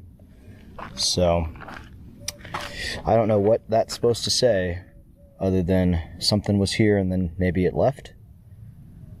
Yeah, nothing now. The following morning, an inspection of the area near several old trees revealed temporary spikes in EMF readings. Although these readings aren't conclusive without a steady baseline for comparison, they fit a broader pattern of strange behavior. No physical cause was ever found. The significance of the encounter lies in its consistency. Rather than one major event, there was a series of minor technical anomalies across various devices. While each glitch could be explained away individually, the fact that they happened in the same isolated window of time, away from any known external interference, is what leaves the experience so unsettling and open to interpretation. The video is from Castaway TV, a Canadian channel specializing in solo camping and island survival. On June 28, 2022, the creator visited a remote island campsite in Canada. I'm in the tent now. After supper, I went out on the canoe and fished a little bit more and ended up catching one more walleye. Oh, we got fish. Ooh-hoo-hoo. Nice eater walleye. Too bad I already had dinner.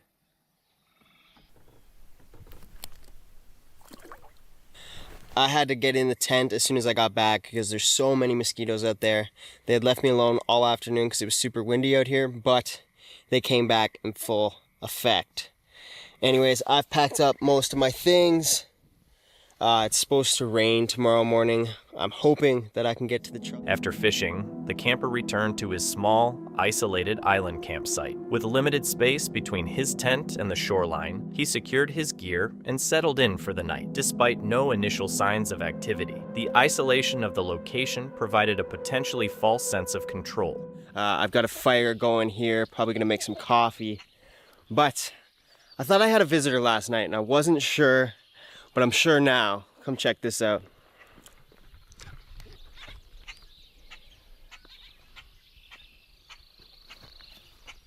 So yesterday I had noticed that it was all torn up down there. And I thought maybe that some type of animal was eating a bunch of ants here, because this island is just covered in ants.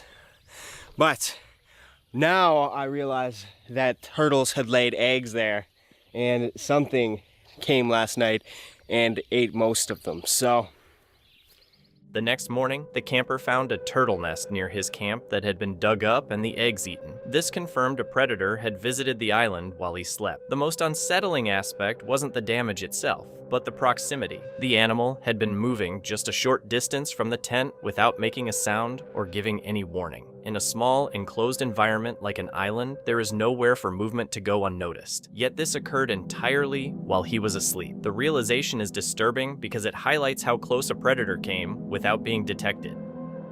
Maximalist Minibus, a solo UK van lifer, was trekking through rural New Mexico in May 2023 when she pulled into a remote campsite at Ute Lake State Park. After a quick pit stop earlier in the day, she settled in for the night with her dog in a totally isolated spot just as the sun was going down.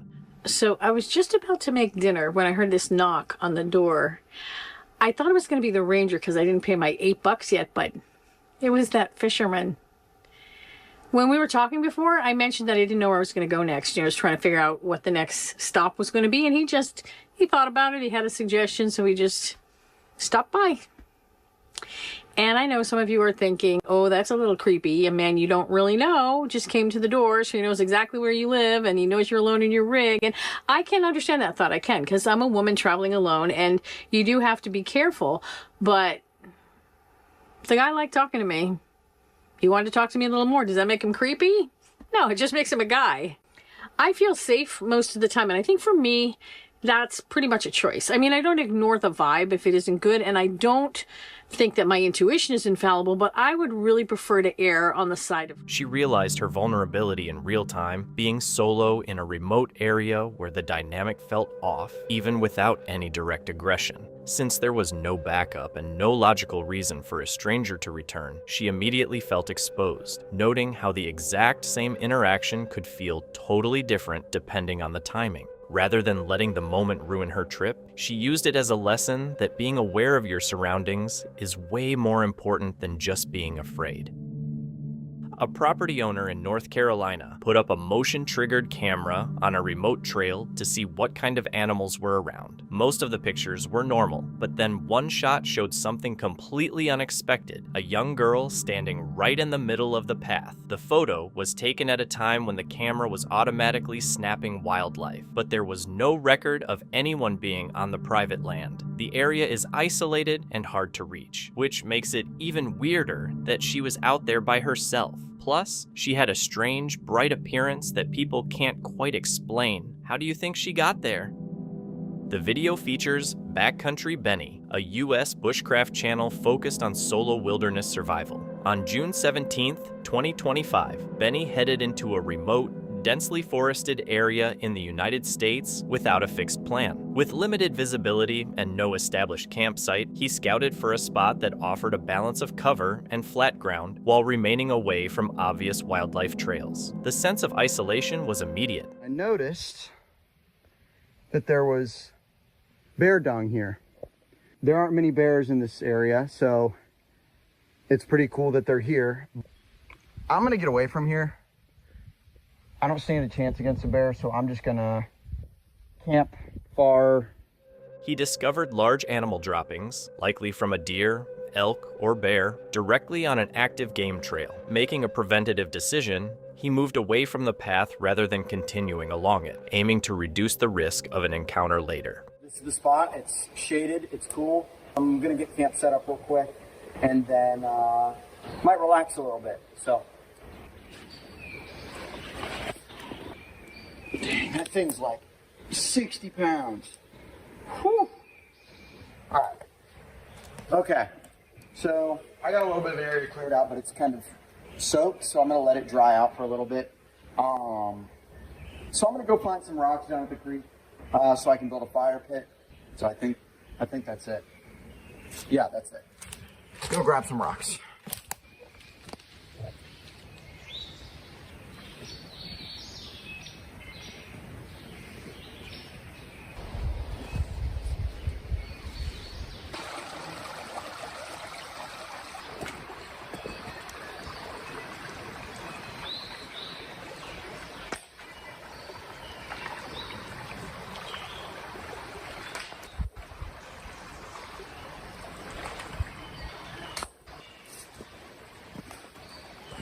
I kind of want to camp here, but there are a lot of bugs, and there's also a lot of animal trails, and it's not really worth it. So, got some rocks.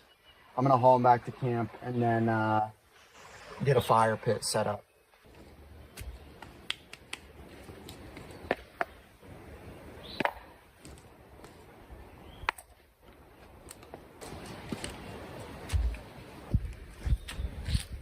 Okay, so I didn't really think this through, but I need to actually build my shelter first so I know where to put the fire pit. So I'm gonna build my shelter before actually building the fire pit. But I got the rocks already, so it doesn't matter.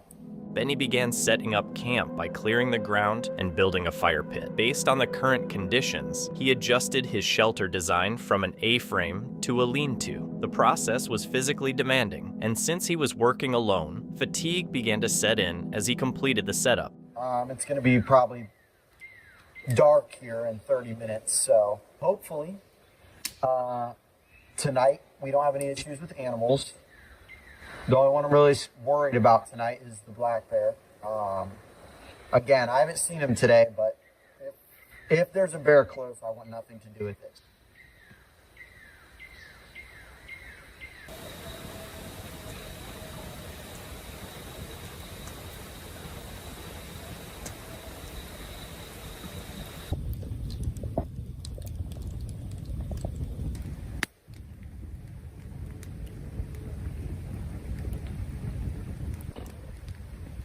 Alright guys, it's about midnight, so I'm gonna hit the hay. It's about 50-ish degrees, so not too cold. I've got a great fire. I've got loads of firewood, and a bunch of blankets, so it should be warm, and so yeah, that's all about I got for you. So I'll see you in the morning.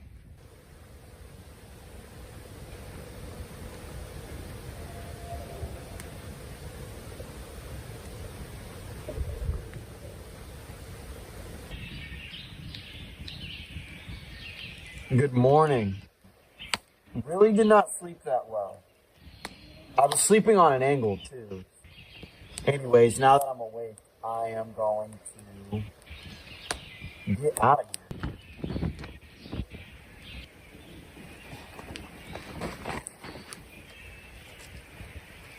The campsite remained undisturbed through the night, while minor changes in the surrounding area suggested natural movement from small animals or the environment. Nothing approached the shelter directly. In backcountry environments, situational awareness and strategic camp placement are often the factors that ensure a quiet night. While trekking through the forest at night, Ben Trolley felt like someone was tracking him. When he aimed his torch toward the trees, he spotted a frightening, human-like form with eyes that reflected the light. The creature moved slightly out from the brush and froze, appearing to acknowledge his presence. Terrified, the man ended the video and fled. Some viewers suggested that it matched the description of a legendary creature, while others felt it was likely a common animal that looked strange due to the lighting and camera distance. On July 14th, 2025, the wandering Cumbrian headed out for a stealth camp right on the outskirts of town. He was chasing the specific thrill of staying hidden in plain sight, tucked away near civilization, while still getting that rugged, wild experience. And welcome back to the channel. I hope everyone's doing all right. Yeah, as you can tell by the thumbnail and the description, I'm going to be doing a stealth camp tonight, and I can't remember the last time I done one, just because I've been doing other stuff on the channel. Yeah, this one's going to be really sketchy tonight. Where I'm going, my location for the night, rather, if I can get my words out, is basically behind a wall in a load of bushes, but it's 2 foot off, like a little road, or a lonin, as we call it up north. Yeah, it's going to be a really sketchy one. And this spot has caught my eye for the past week, just because it's one of my main routes to Workington, or if I'm going to work. So yeah, it's going to be another wild one. I've forgotten what to do in this stealth camp, so we'll just see how it goes. Right, I'm going to carry on, and I'll see you soon. He started out feeling good about having a quiet night ahead. However, things took an unexpected turn once he reached one of the city paths. We've got major issues here. This is going to be a very difficult one to pull off. To get into this spot, I just cannot seem to get a break at the minute. Dog walkers, people on bikes, very, very frustrating. But I'm not giving up. I'm not giving up on this. It's just picking the right time to get over that wall and then getting to the spot for the night.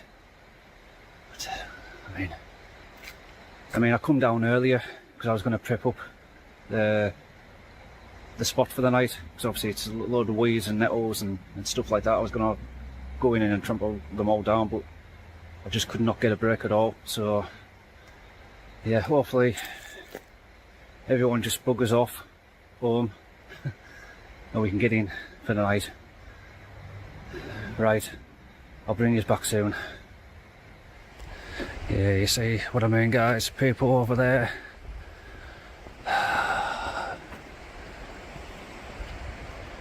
Very frustrating. But there's the spot I want to get into. Right there in that gap, right over the wall, and then down.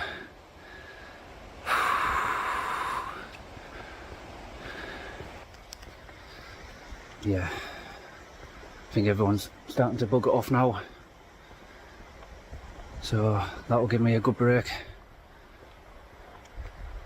And once the coast is clear, I'll jump over the wall and we'll get down. His first choice, a wooded patch near a busy trail, was a total bust because it was way too exposed to nearby houses and dog walkers. Feeling watched and vulnerable, he ditched plan A to avoid any trouble and moved to a more secluded backup spot. He started setting up, still hoping for a quiet night, but while laying out his gear, he stumbled upon something seriously disturbing. Right, guys, I am not feeling too great at the minute. I'm not gonna lie, I feel really, really sick, and I've only had 2 beers. I'm debating what to do, to be honest, because I don't really want to bail this camp and go home. But then I've got to listen to my body at the end of the day. Yeah, I've just come over all bloody rotten all of a sudden. So, and don't get us wrong, I'm not scared to do this camp because I've done it before. I just it's not like an excuse. I just really don't feel right. Feel really sick. I don't know if it's to do with this heat or anything like that. I just feel really sick. So I'm gonna have to bail the camp. I'm sorry, guys, to let you down on that. Yeah, I do not feel right whatsoever. So I'm gonna have to pack everything up and just go now. So yeah, I'm gonna apologise for this, but I will make it up for you lot in the future. Hopefully there's a video coming out next weekend, but I don't know what's come over us. I just feel really, really crappy, and I don't know. Anyway, I'm gonna get everything packed up. And out of nowhere, he was hit with such intense nausea that he could barely move. It wasn't just a mild bug. The physical distress was so overwhelming that he had to abandon the whole trip. Even after finding a better spot, he couldn't shake the sickness and made the tough call to pack up and head home. That is me packed up. I thought I'll give myself about 10 minutes, but I still feel like absolute garbage. I'm gutted to be doing this bailing out on camp, because I'm never like this. I've never been ill once on a camp. It went bad from start to finish, it really has. Obviously with the first spot, and then having to come here and just not feeling well. I'm gutted, but I've got to listen to my body. So right, I'm going to get away now, and I'll meet outside where the roundabout is.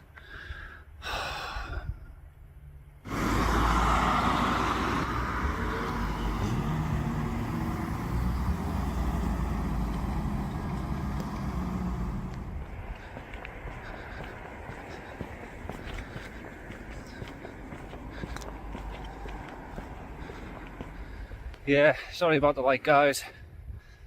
Just on the way home right now.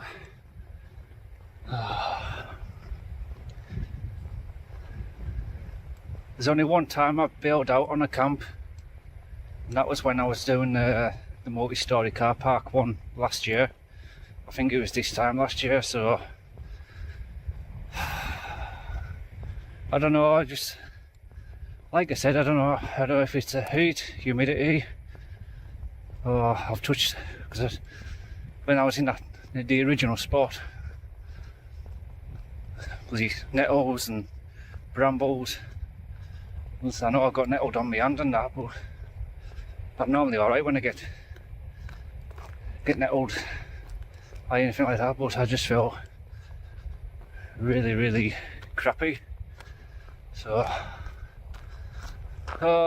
even though there wasn't an actual attacker, the experience really stuck with him. It highlights that the biggest risks outdoors aren't always people or wild animals, but the random internal hurdles that catch you off guard. How do you view an experience like that?